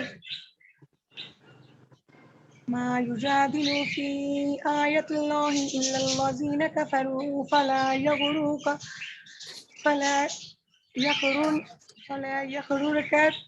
تقلبهم في البلاد. چلیں جزاک اللہ, کافی ہے. بسم اللہ الرحمن الرحیم. سورہ المؤمن. حامیم. تنزیل الکتاب من اللہ العزیز العلیم. اس کتاب کا نازل فرمانا اس اللہ تعالیٰ کی طرف سے جو غالب اور دانا ہے. غافر الذنب وقابل التوب شدید العقاب ذی الطول. گناہ کا بخشنے والا, توبہ کا قبول کرنے والا, سخت عذاب دینے والا, انعام و قدرت والا, جس کے سوا کوئی معبود نہیں, اسی کی طرف سب کو واپس لوٹنا ہے. یعنی ساری اختیارات صرف اللہ تعالیٰ اللہ تعالیٰ کے ہی ہیں. گناہوں کو بھی بخشتے ہیں, توبہ کو بھی قبول بھی فرماتے ہیں. یعنی گزشتہ گناہوں کو معاف کرنے والے اور مستقبل میں ہونے والی کوتاہیوں پر توبہ کرنے والے, توبہ قبول کرنے والے ہیں. اور انعام و قدرت دینے والے ہیں اپنے نیک بندوں کو. یعنی فراخی بھی دیتے ہیں, کسی کو رزق زیادہ دیتے ہیں, کسی کو کم دیتے ہیں. یعنی اللہ تعالیٰ ہی اپنے بندوں پر یہ تمام فضل کرتے ہیں جس کے سوا کوئی معبود نہیں. ہمیں اس رب کی طرف لوٹ جانا ہے. اس بدو نے کیا خوب کہا تھا نا کہ مرنے کے بعد کیا ہوگا. اس کو جواب ملا ہم نے اپنے اللہ کے پاس جانا ہے. تو کہنے لگا تو پھر تو اچھا ہے, ہمیں تو اللہ کے پاس جانا ہے, تو پھر کیا ہوگا, اللہ کے پاس جانا ہے نا. یعنی اللہ کو اپنا سمجھیں کہ ہم نے اللہ کے پاس جانا ہے, کسی اور کے پاس نہیں جانا. مرنے کے بعد موت سے ہم بڑا ڈرتے ہیں. کبھی کہا جائے نا کہ موت کے بارے میں کچھ بھی ڈسکس ہو تو لوگ ڈرنا شروع کر دیتے ہیں. بھائی موت کا نام نہ لو, ڈر لگتا ہے. ابھی تو ہماری اتنی زندگی پڑی ہوئی ہے, کوئی پتہ نہیں کتنی زندگی رہتی ہے, کتنی ختم ہو چکی. اس لیے موت سے محبت کرنا ایک مسلمان کا شیوا ہونا چاہیے, ایک مومن کا عقیدہ ہونا چاہیے کہ مجھے موت سے ایسے ہی محبت ہے جیسے مجھے زندگی سے محبت ہے. پھر انشاءاللہ دیکھیے گا یہ عقیدے ہمارے فرق ہو جائیں گے, اور جو ہمارا دل ہمیشہ خوف میں رہتا ہے نا, پتہ نہیں کب میرا آخری وقت آ جائے, ہم ہمیشہ تیاری کر کے رکھیں گے انشاءاللہ. تو تیاری کریں آخرت کی, پریکٹیکلی بھی, ظاہری بھی اور باطنی طور پہ بھی. ڈرنا نہیں ہے موت سے. آیت نمبر 5 سے آگے سابقہ اقوام کا ذکر دوبارہ سے شروع ہو رہا ہے. اور یہ سوال دوبارہ سے آپ سے کروں گی, اور سوچئے گا ضرور کہ اللہ تعالیٰ نے سابقہ اقوام کا بارہا مرتبہ, پتہ نہیں کتنے دفعہ ہم لوگ پڑھ چکے ہیں, کتنی صورتوں میں ہم نے بار بار ذکر پڑھا, صرف اس لیے کہ اللہ تعالیٰ ہمیں تنبیہن, زجرن اور توبیہن یہ بات سمجھانا چاہتے ہیں کہ ہم بھی دیکھیں کہ ہمارا انجام کیا ہوگا. اگر انہوں نے اپنے نبیوں کی بات نہیں مانی تو ان پہ دنیا میں عذاب آیا, تو ہم یہ بھی دنیا میں رہ رہے ہیں, وہ عذاب ہم پہ بھی آ سکتا ہے. قوم نوح اور گروہوں کے بارے میں اللہ تعالیٰ فرماتے ہیں کہ کیسے انہوں نے ہر ایک نے اپنے نبیوں کو جھٹلایا, پھر ہم نے ان کو دنیا میں ہی گرفتار کر لیا, دنیا میں ہی ہم نے ان کے اوپر عذاب کو صادر کر دیا. آخرت کا عذاب تو پتہ نہیں کتنا بڑا ہے, لیکن دنیا میں بھی ہم نے ان سب کو عذاب دے دیا. آیت نمبر 17 دیکھیں, الیوم تجزی کل نفس بما کسبت, آج ہر نفس کو اس کی کمائی کا بدلہ دے دیا جائے گا. اور یہ دن کون سا ہوگا, قیامت کا دن, جو ابھی ہم پیچھے دیکھا ہے. یقیناً اس دن کوئی ظلم نہیں ہوگا, اللہ تعالیٰ بہت جلد حساب لینے والے ہیں. یعنی ہر بندے سے جس نے اچھے کام کیے اس کو اچھا بدلہ, اچھی سزا, اور جس نے برے کام کیے اس کو برا بدلہ. وَأَنذِرْهُمْ يَوْمَ الْآزِفَةِ, بہت آیت نمبر 18 سے آنورڈ ہے. اور انہیں بہت ہی قریب آنے والی قیامت سے آگاہ کر دیجئے, جس دن ان کے دل حلق تک پہنچ جائیں گے, سب خاموش ہوں گے, ظالموں کا کوئی دلی دوست نہیں ہوگا, نہ سفارشی ہوگا جس کی بات مانے جائے. دنیا میں تو ان کے بڑے بڑے گروہ ہیں, بڑے بڑے دوست ہیں, لیکن اس دن کوئی ان کا دوست نہیں ہوگا, کوئی ان کے کام نہیں آئے گا. کچھ بھی اللہ تعالیٰ سے چھوٹی چیز بڑی چیز کچھ چھپا نہیں ہے. یعلم خائنۃ الاعین, وہ آنکھوں کی خیانت کو اور سینوں کی پوشیدہ باتوں کو خوب جانتے ہیں.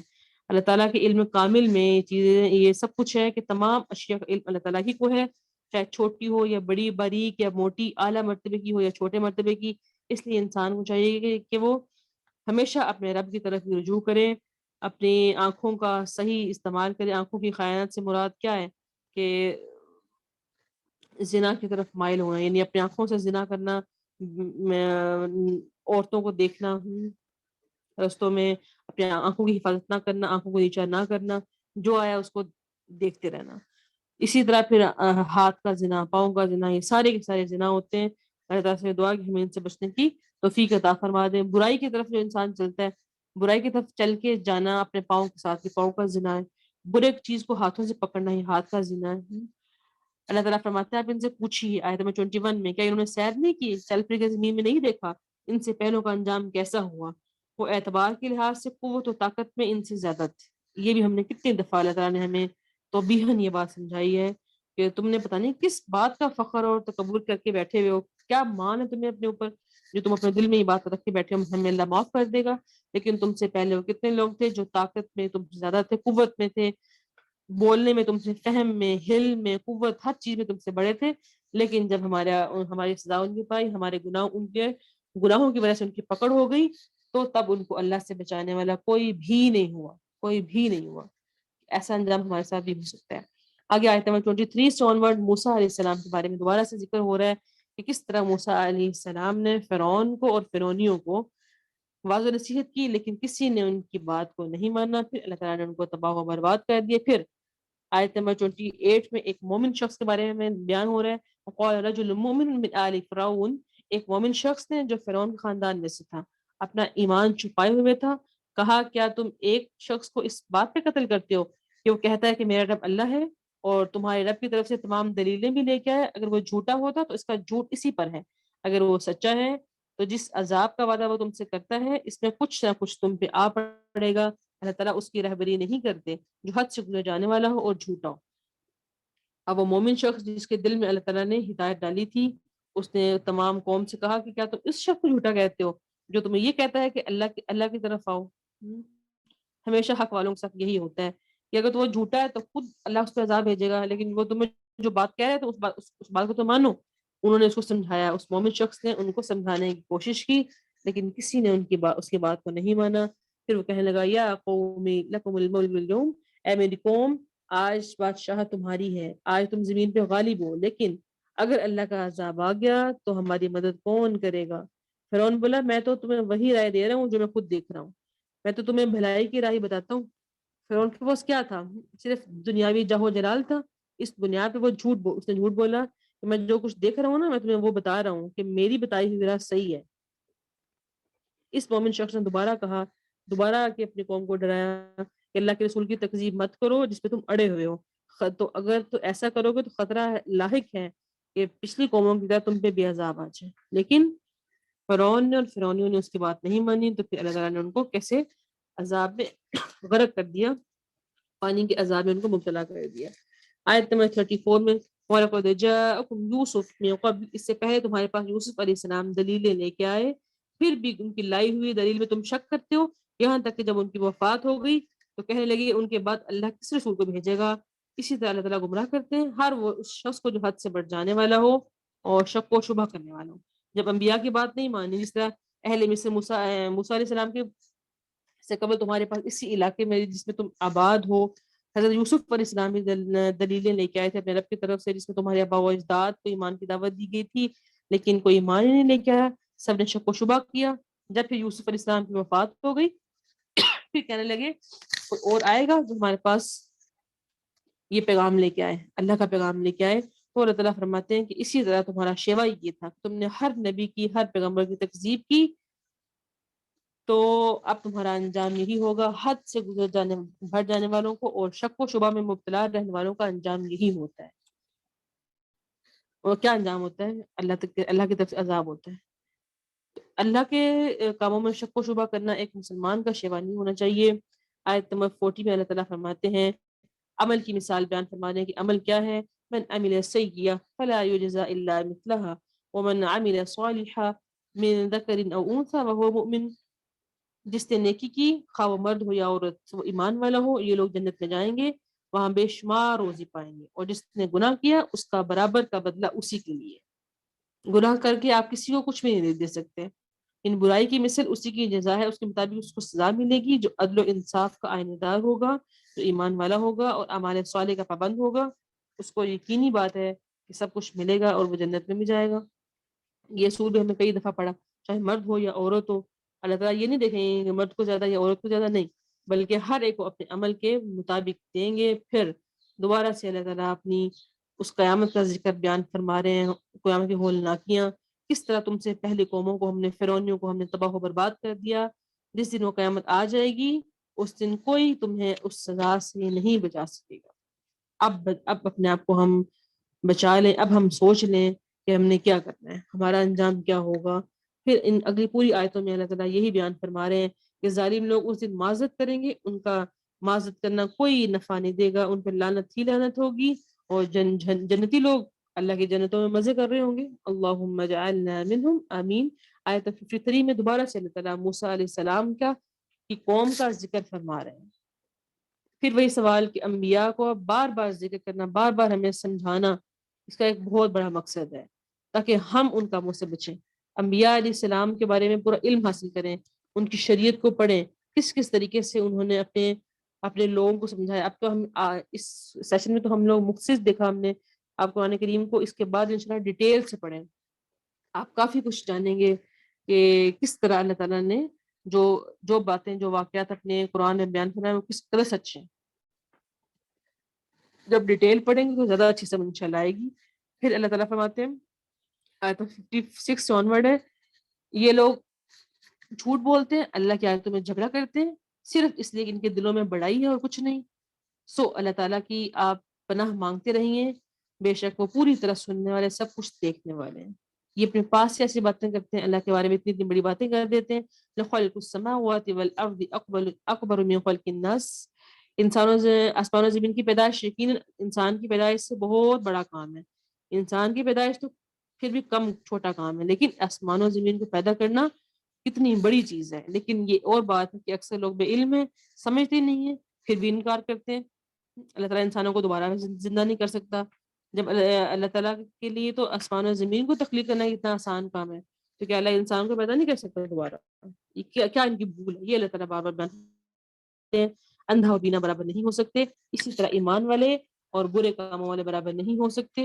یہ بھی ہم نے بہت دیکھ لیا. اگلی آیتوں میں بھی اللہ تعالیٰ قیامت کے آنے کے بارے میں ہمیں جھنجھوڑ کے بیان فرما رہے ہیں کہ قیامت آنے والی ہے, سمجھ جاؤ, ٹھیک ہو جاؤ.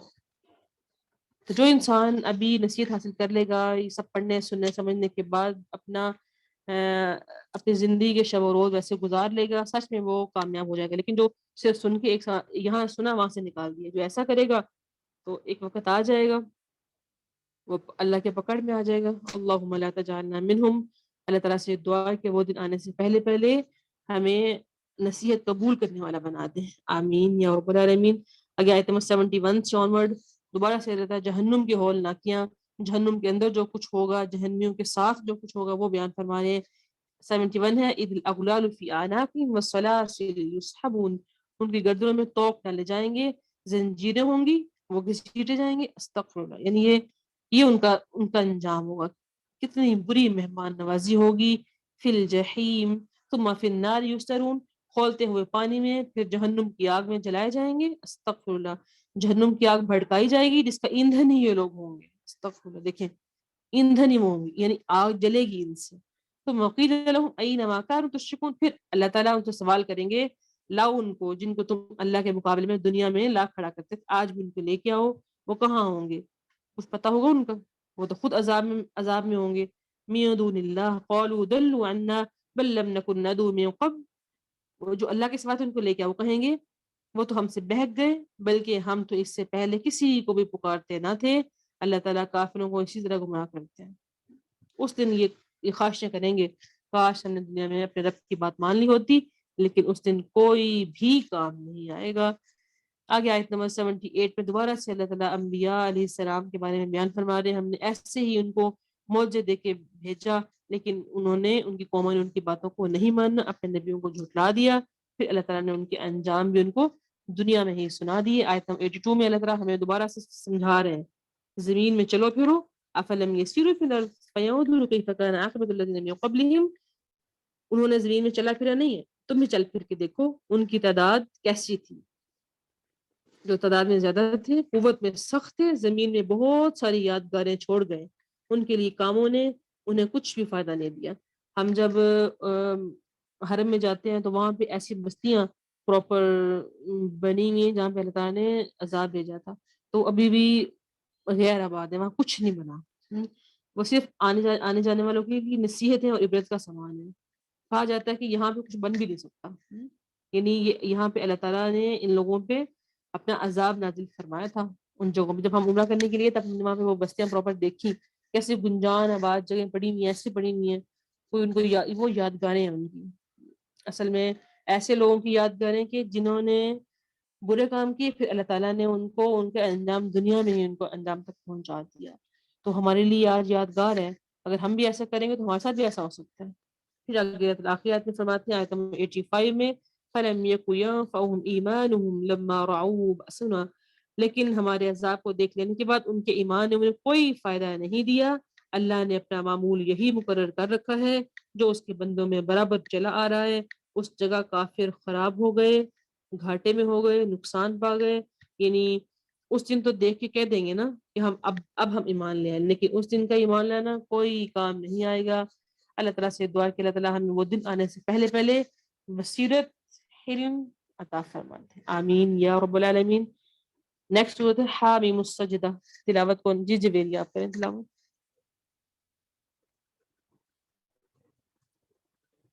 جیدہ کو میں نے مائک دے دیے, کریں. جی جی ٹھیک ہے. بسم اللہ الرحمن الرحیم.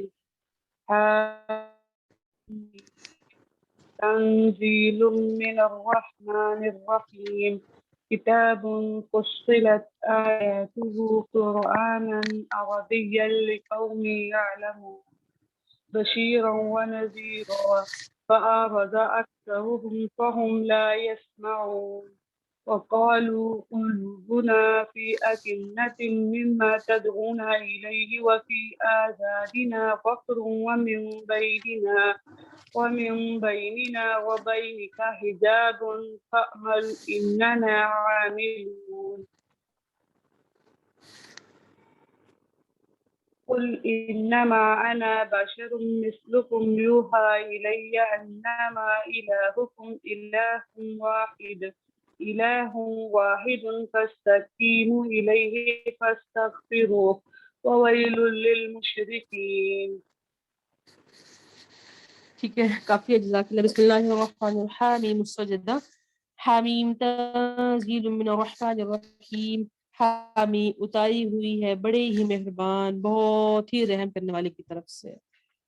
اگر ہم صرف ہر سورت کی اس پہلی آیت کے اوپر غور کر لینا, صرف اس پہلی آیت کو ہی ہم اپنے دل میں بٹھا لینا کہ ہم کس رب کے بارے میں پڑھ رہے ہیں جو بڑا ہی مہربان اور بڑا ہی رحم کرنے والا. کیا مجھے اور آپ کو اپنے سانس پہ اختیار ہے خود؟ اگر میں یہ کہوں کہ میں سانس خود لے رہی ہوں تو کیا میں بجاؤں اس بات پہ؟ نہیں. مجھے میرے سانس لینے میں میرے رب کی مشیت شامل ہے, خواہش شامل ہے. اگر میرا رب نہ چاہے تو میں سانس بھی نہیں لے سکتی. ایسے ہی ہم سب کا معاملہ ہے. تو وہ ہمارا رب بہت ہی مہربان. اس رمضان میں نا کم از کم ہم اپنے اللہ سے تو محبت کرنے لگ پڑے. کم از کم اس دورہ قرآن کے بعد آپ لوگ اس قابل ضرور ہوں کہ اللہ تعالیٰ سے محبت کا ایک نیا پہلو اپنے دل میں بٹھائیں کہ انشاءاللہ ہم اللہ تعالیٰ سے کس طریقے سے محبت کر سکتے ہیں. اپنی ہر چیز کو یاد کریں. اپنا ہم چھوٹے سے تھے, ہم پیدا ہوئے, ہم کیسے کیسے بڑے ہوئے, بڑے ہوتے ہوتے کتنی چینجنگ ہمارے ساتھ ہوتی رہی, پھر مطلب کیسے اب ہم جس اسٹیج پہ پہنچے ہوئے ہیں, اب ہم کیا ہیں, آگے ہم کیا ہوں گے, پھر ہمارے ساتھ ہمارا کیا انجام ہوگا, ہم اچھے ہوں گے برے ہوں گے, کیسی کیسی چیزیں سب نوٹ کریں گے نا تو اتنی بڑی لسٹ ہے جو کبھی ختم ہی نہیں ہوگی. اگر ہم اپنے رب کی نعمتوں پہ شکر ادا کرنے بیٹھ جائیں نا تو ہماری لسٹ ختم نہیں ہو سکتی کبھی بھی. یعنی اتنا مطلب ہمارے رب کی ہم پہ رحمتیں, فضل اور انعامات ہیں, لیکن ہم کرتے ہی نہیں ہیں. اللہ ماشاءاللہ جو کرتے ہیں پھر اللہ تعالیٰ ان کو مزید اس سے زیادہ کر دیتے ہیں. اللہ تعالیٰ نے ایک اصول دیا ہوا ہے, جو جتنا شکر اور نعمت پہ وہ صبر شکر کرے گا نا اس کو مزید ملے گا. یہ اپنے بڑے ہی مہربان بڑے رحم کرنے والے رب کی طرف سے اللہ نے اس کتاب کو نازل فرمایا ہے. کتاب فصلت آیات قرآن عربی لقوم یعلمون. ایسی کتاب جس کی آیتوں کی واضح تفصیل کی گئی اس حال میں قرآن عربی زبان میں اس قوم کے لیے کہ جو جانتی ہو. بشیر و نذیر, خوشخبری سنانے والے اور ڈرانے والے کے لیے، پھر بھی ان کی اکثریت نے منہ پھیر لیا، وہ سنتے ہی نہیں۔ جیسے ہم پیچھے ان کا حال دیکھتے ہیں کہ غور و فکر تدبر میں عقل ہی نہیں رکھتے، ان عقل ہی نہیں ہے، کچھ بھی فائدے حاصل نہیں کرتے، اکثریت ہدایت سے محروم ہے، سنتے سمجھتے ہی نہیں ہے۔ وقالوا قلوبنا آیت نمبر 5 ہے، انہوں نے کہا ہے تو جس کی طرف ہمیں بلاتا ہے نا، ہمارے دل تو پردے میں، ہمارے کانوں میں گرانی ہے، ہم میں سے اور تجھ میں ایک حجاب ہے، اچھا تو اپنا کام کر، ہم بھی اپنا کام کرنے والے۔ وہ گرانی، وہ پردہ، وہ حجاب کون سا ہے؟ حق کو سننے کا، یعنی حق نہ ان کو سمجھ آتا ہے، نہ سنتے ہیں نہ دیکھتے ہیں، اس لیے کہتے تھے اللہ کے نبی سے، کہتے ہمیں چھوڑ دے، ہم ایسے ہی ٹھیک ہیں۔ آج ہم بھی ایسے کہتے ہیں نا، ہمیں کسی کی بات اچھی نہیں لگتی، ہم کہتے چھوڑ دو، میں نے نہیں کرنا، مجھے نہیں سننا تمہاری بات کو۔ الذین لا یؤتون الزکاۃ، اللہ تعالیٰ مومنین کے بارے میں بیان فرما رہے ہیں کہ مومنین تو جو ہیں وہ اللہ پہ ایمان لاتے ہیں، بھلے کام کرتے ہیں، ان کی ایسا اجر ہے جو کبھی ختم نہیں ہوگا، ان کے مقابلے میں آخرت کے بھی منکر ہیں، وہ انکار کرنے والے ہیں، اس دن وہ سارا انجام خود ہی دیکھ لیں گے۔ آیت 11 ہے، ثم استوى الى السماء، آسمان کی طرف اللہ تعالیٰ بڑی اپنی اہم ایک نشانی کے بارے میں ڈسکس فرما رہے ہیں۔ اللہ کی تو سب نشانیاں اہم ہیں، لیکن انسانوں کے لیے، انسانوں کو جوڑنے کے لیے پھر اللہ تعالیٰ آسمان کی طرف متوجہ ہوئے، وہ دھواں سا تھا، بس اسے اور زمین دونوں کو فرمایا تم دونوں خوشی سے آؤ یا نہ خوشی سے آؤ۔ دونوں نے عرض کیا ہم خوشی خوشی آتے ہیں، یعنی اللہ تعالیٰ نے زمین و آسمان دونوں کو حکم دیا خوشی سے میری طرف چلتے آؤ۔ دونوں نے کہا کہ ہم خوشی خوشی، یعنی آنا تو تھا ہی، جس حال میں بھی آؤ آنا تو پڑے گا، میرے حکم کی تابعداری تو کرنی پڑے گی، لیکن انہوں نے کہا ہم خوشی سے آتے ہیں۔ وَزَيَّنَّا السَّمَاءَ الدُّنْيَا بِمَصَابِيحَ، بس اللہ تعالیٰ نے 2 دن میں 7 آسمان بنا دیے، ہر آسمان میں اس کے مناسب احکام کی وحی بھیجی، ہم نے آسمان دنیا کو چراغوں سے زینت دی اور نگہبانی بھی کی، یہ تدبیر اللہ تعالیٰ کی ہے جو غالب اور دانا ہے۔ پھر آگے آیت 15 سے اللہ تعالیٰ قوم عاد کے بارے میں، یعنی سابقہ اقوام کے بارے میں دوبارہ سے ڈسکس فرمایا، کیسے انہوں نے نافرمانی کی، ہم نے ان کو نحوست کے دنوں کے قابل نہیں میں سمود کے بارے میں ذکر ہو رہا ہے، کیسے ہم نے ان گھروں میں فرما دیا، اور سارے کے سارے کڑک چیخ کی وجہ سے اپنے کرتوتوں کے باعث اللہ کی گرفت میں آ گئے، سارے کے سارے غیر آباد ہو گئے، تو اب ان کی آوازیں ہی نہیں آتی، کہاں گئی ان کی وہ آوازیں جو بڑا دنیا میں ہمیں جتاتے تھے کہ ہم جیسا تو کوئی ہے نہیں، اب وہ کہاں گئے، ان کی آواز کبھی سنائی نہیں دے گی۔ آیت نمبر 21 بلکہ 21 سے اوپر 19 سے سٹارٹ کریں، جہنم کی ہولناکیاں دوبارہ سے بیان ہو رہی ہیں۔ یوم یحشر ویوم یحشر اعداء اللہ الی النار، جس دن اللہ تعالیٰ کے دشمن دوزخ کی طرف لائے جائیں گے، سب کو جمع کیا جائے گا، یہاں تک کہ بالکل جہنم کے پاس آ جائیں گے، ان پہ کان، آنکھیں، ان کی کھالیں اور ان کے اعمال خود گواہی دیں گے۔ استغفر اللہ، یعنی جب انسان جھوٹ بولے گا نا، تب اللہ تعالیٰ اس کی زبان کو تو مہر لگا دیں گے، زبان بند کر دیں گے، کان کو، آنکھوں کو، کھالوں کو۔ سوچیں ایک انسان کے جسم کو اللہ تعالیٰ زبان دے دیں، تو جسم خود بول کے کہے کہ اس نے تمہیں سے یہ برے کام کیے تھے، یہ شرک کیا، تو اس دن اللہ تعالیٰ ایسا کریں گے۔ وقالوا لجلودهم لما شہدتم، وہ اپنے کھالوں سے کہیں گے، اپنے چمڑوں سے کہیں گے ہم نے تمہارے خلاف شہادت کیوں دی، تم ہمارے شہادت کیوں دے رہے ہو؟ وہ جواب دیں گے ہمیں اس اللہ نے قوت گویائی عطا فرمائی جس نے ہر چیز کو بولنے کی طاقت بخشی، اسی نے تمہیں پہلی مرتبہ پیدا کیا، تم اسی کی طرف دوبارہ لوٹائے جاؤ گے۔ اس دن ایک انسان یہ کہے گا کہ میرا جسم میرے خلاف بول رہے، آج ہم کہتے ہیں نا میرا جسم میری مرضی، ہم جیسے مرضی اپنے جسم کو، یعنی میرا جسم ہے نا، میں جو مرضی کروں، یہ تو میرا ہے نا، میں جو مرضی کروں، یہ سینٹینس بڑا عام ہے ہمارے اندر کہ میری چیز ہے نا، یہ تو میرا ہے نا، کسی کو کیا اختیار کہ وہ مجھے کچھ کہہ سکتا ہے۔ لیکن ہمارے جسم بھی ہمارے نہیں ہیں، ہمارے جسم بھی ہمارے رب العالمین کے لیے کے ہیں۔ اس دن جسے ہم جھوٹ بولیں گے تو ہمارا رب جو ہے نا ہمارے جسموں کو زبان دے دے گا، پھر ہمارے جسم ہمارے خلاف، خدا نہ خواستہ اگر ہمارے جسم، ہمارے ہاتھ، ہمارے پاؤں ہمارے خلاف گواہی دے دیں تو کیا ہمارا حال ہوگا، سوچیں۔ اس دن انسان یہ سوچے گا، کہے گا کہ یہ کیسے ہوا کہ میرے خلاف تم یہ گواہیاں دے رہے ہو، اپنے جسم سے پوچھے گا، اپنے ہاتھ، ہم نے سورہ یاسین میں کل دیکھا تھا نا کہ اللہ تعالیٰ ان کے ہاتھ کو، ان کے پاؤں کو زبان دے دیں گے، تو وہ کہے گا کہ تم کیوں ایسے کر رہے، تو جسم بول کے کہے گا، ہاتھ پاؤں بول کے کہیں گے مجھے میرے رب نے ہی زبان دی، یہ وہ رب جس نے مجھے پہلی مرتبہ پیدا کیا تھا، اس لیے اپنے ہاتھوں سے، اپنے پاؤں سے، اپنے جسموں سے کم از کم ہم وہ کام کریں کہ ہمارے لفظ ہمارے اعضاء ہمارے خلاف اللہ رب العالمین کی بارگاہ میں اس دن گواہی نہ دیں، ہمارے حق میں دیں، ہمارے خلاف نہ دیں۔ آمین یا رب العالمین۔ کتنا دل کو دہلا دینے والی یہ وجہ آیت ہے نا، ایک انسان کا دل دہل جاتا ہے کہ کیا میرے جسم کو بھی زبان مل جائے گی، میرے ہاتھوں کو بھی زبان مل جائے گی؟ کیسے میرے ہاتھ بول کے میرے خلاف گواہی دیں گے؟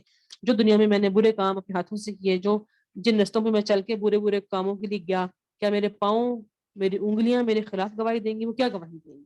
سوچیں۔ وما كنتم تستترون ان يشهد عليكم سمعكم ولا ابصاركم ولا جلودكم، اور تم اپنی بدعمالیوں کی وجہ سے پوشیدہ رکھتے تھے، نہ تھے تم پر تمہارے کان، تمہاری آنکھیں، تمہاری کھالیں گواہیاں دیں گی۔ ہاں تم یہ سمجھتے ہو کہ تم جو کچھ کرتے ہو اس میں بہت سے اعمال سے اللہ بے خبر ہے؟ تم یہ سمجھتے ہو نا کہ تم چھپ کے برے کام کرنا چاہتے ہو کہ اللہ کو تو کچھ پتہ ہی نہیں چل رہا، لیکن اللہ تعالیٰ تمہارے خلاف خود تمہارے اعضاؤں کو زبان دیں گے جو تمہارے خلاف گواہی دیں گے۔ استغفر اللہ، جن سے چھپنے کی تم ضرورت محسوس کرتے ہو، اللہ سے چھپتے ہو لیکن اپنے جسم سے کیسے چھپ سکتے ہو؟ لیکن تمہارا جسم میں تمہارے خلاف گواہی دے رہا ہوگا، پھر میں کہاں جاؤں گی؟ سوچئے، تمہاری اسی بدگمانی نے جو تم نے اپنے رب سے کر رکھی تمہیں ہلاک کر دیا۔ یعنی یہ اعتقاد فاسد اور گمان باطل جو ہم اللہ سے کرتے ہیں کہ اللہ تو مجھے دیکھ ہی نہیں رہا، میں اتنی برائی کرتے وقت میں اتنی دلیر بنتی ہوں، اتنی بے خوف ہو جاتی ہوں۔ حدیث میں آتا ہے کہ اس آیت کا شان نزول یہ ہے کہ عبداللہ بن مسعود فرماتے ہیں کہ خانہ کعبہ کے پاس 2 کرشی اور 1 سقفی، یا 2 سقفی اور 1 کرشی لوگ جمع ہوئے تھے، تو ان دونوں میں سے کسی نے کہا کیا تم سمجھتے ہو کہ اللہ ہماری باتیں سنتا ہے؟ دوسرے نے کہا ہاں وہ اونچی بھی سنتا ہے۔ دوسرے نے کہا کہ اللہ نہیں سنتا۔ ایک نے کہا نہیں وہ اونچی سنتا ہے آہستہ نہیں سنتا۔ تب اللہ تعالیٰ نے فرمایا کہ اللہ تعالیٰ اونچی بھی سنتے ہیں اور آہستہ بھی سنتے ہیں، چاہے تم دل میں پکارو یا اونچی پکارو، یا تم چھپ کے کوئی برا کام کرو یا سب کے سامنے کرو، اللہ تعالیٰ وہ بھی دیکھتے ہیں۔ یہ صرف انسان کو اس بات پہ یقین نہیں آتا، ادروائز اس دن ہمیں یقین آئے گا جس دن ہمارے ہاتھوں میں کچھ باقی نہیں ہوگا۔ فَإِن يَصْبِرُوا فَالنَّارُ مَثْوًى لَهُمْ، اگر یہ صبر کریں تو ان کا ٹھکانہ جہنم ہوگا، اور یہ عذر یعنی یہ معافی مانگیں گے تو معاف نہیں کیے جائیں گے، اس دن کوئی معاف نہیں کیا جائے گا۔ اللہم لا تجعلنا منہم، آمین۔ اللہ تعالیٰ سے دعا ہے کہ اللہ تعالیٰ قیامت کی ان ہولناکیوں سے ہمیں، جو مناظر ابھی ہم نے دیکھے اس دن کیا ہوگا، ایک جہنمی انسان کا اور ایک اپنے رب کی عبادت نہ کرنے والے کا انجام اس دن کیا ہوگا، ہمیں اس سے گزرنا ہوگا۔ دعا کیجیے کہ اللہ تعالیٰ ہمیں اپنی رحمت کے سائے میں رکھیں، آمین۔ آیت نمبر 26 ہے، وقال الذين كفروا لا تسمعوا لهذا القرآن والغوا فيه لعلكم تغلبون، کافروں نے کہا اس قرآن کو سنو ہی مت، اس کے پڑھے جانے کے وقت اور بےہودہ کام کرو، کیا تم غالب آ جاؤ گے؟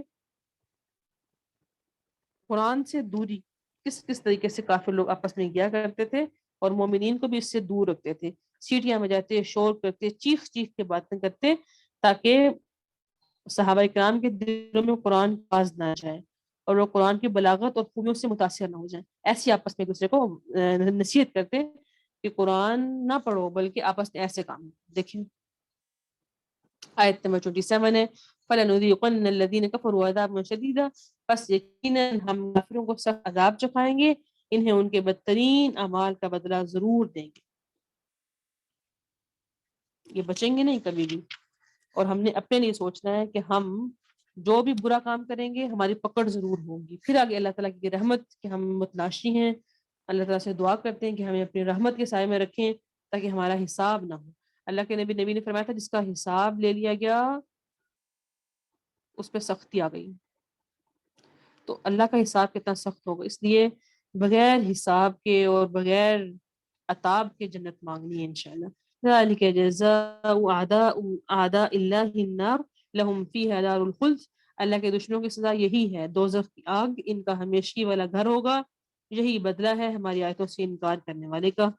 اللہم لا تجعلنا منہم، آمین۔ پھر آگے دوبارہ سے اللہ تعالیٰ اگلی آیتوں میں بھی کافروں کے ان بدترین رویوں کی مذمت فرماتے ہیں کہ دنیا میں تو بڑے فن خواہ بنے کرتے ہیں اور دنیا میں تو بڑا کہتے ہیں کہ ہم یہ بھی کر لیں گے اور ہم وہ بھی کر لیں گے، لیکن جس دن عذاب آ جائے گا سب کے سامنے سب ہمارے سامنے آ جائیں گے، اس دن کچھ بھی کوئی چیز بھی ان سے ہمارے عذاب کو نہیں بچا سکتی۔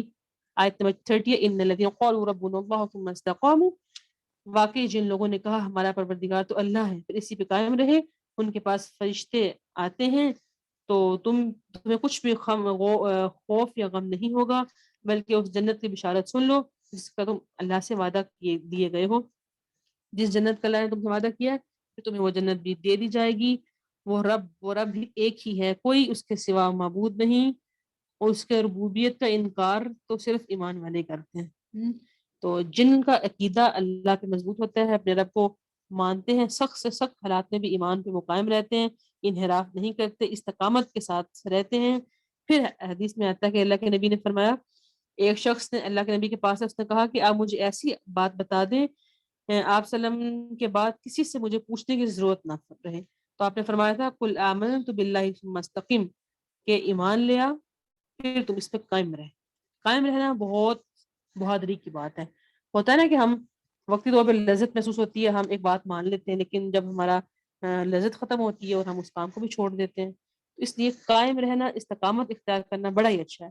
اللہ تعالیٰ نے فرمایا تھا کہ اللہ کے نبی نے بھی فرمایا کہ نیک کام کرو چاہے وہ کم ہی کیوں نہ ہو. یعنی قائم رہنا بہت اچھا ہے.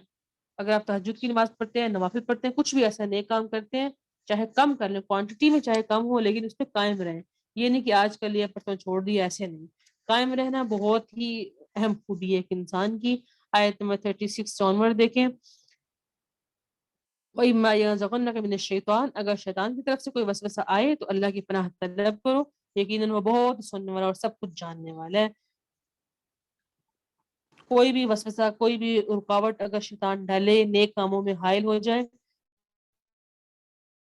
آیاتہ اللیل والقمر تسجدوا للشمس ولا للقمر, دن رات سورج چاند سب اللہ کی نشانی میں سے ہیں, تم سورج کو سجدہ نہ کرو اور نہ ہی چاند کو, بلکہ سجدہ اس اللہ کو کرو جس نے ان سب کو پیدا کیا, اگر تمہیں اسی کی عبادت کرنی ہے.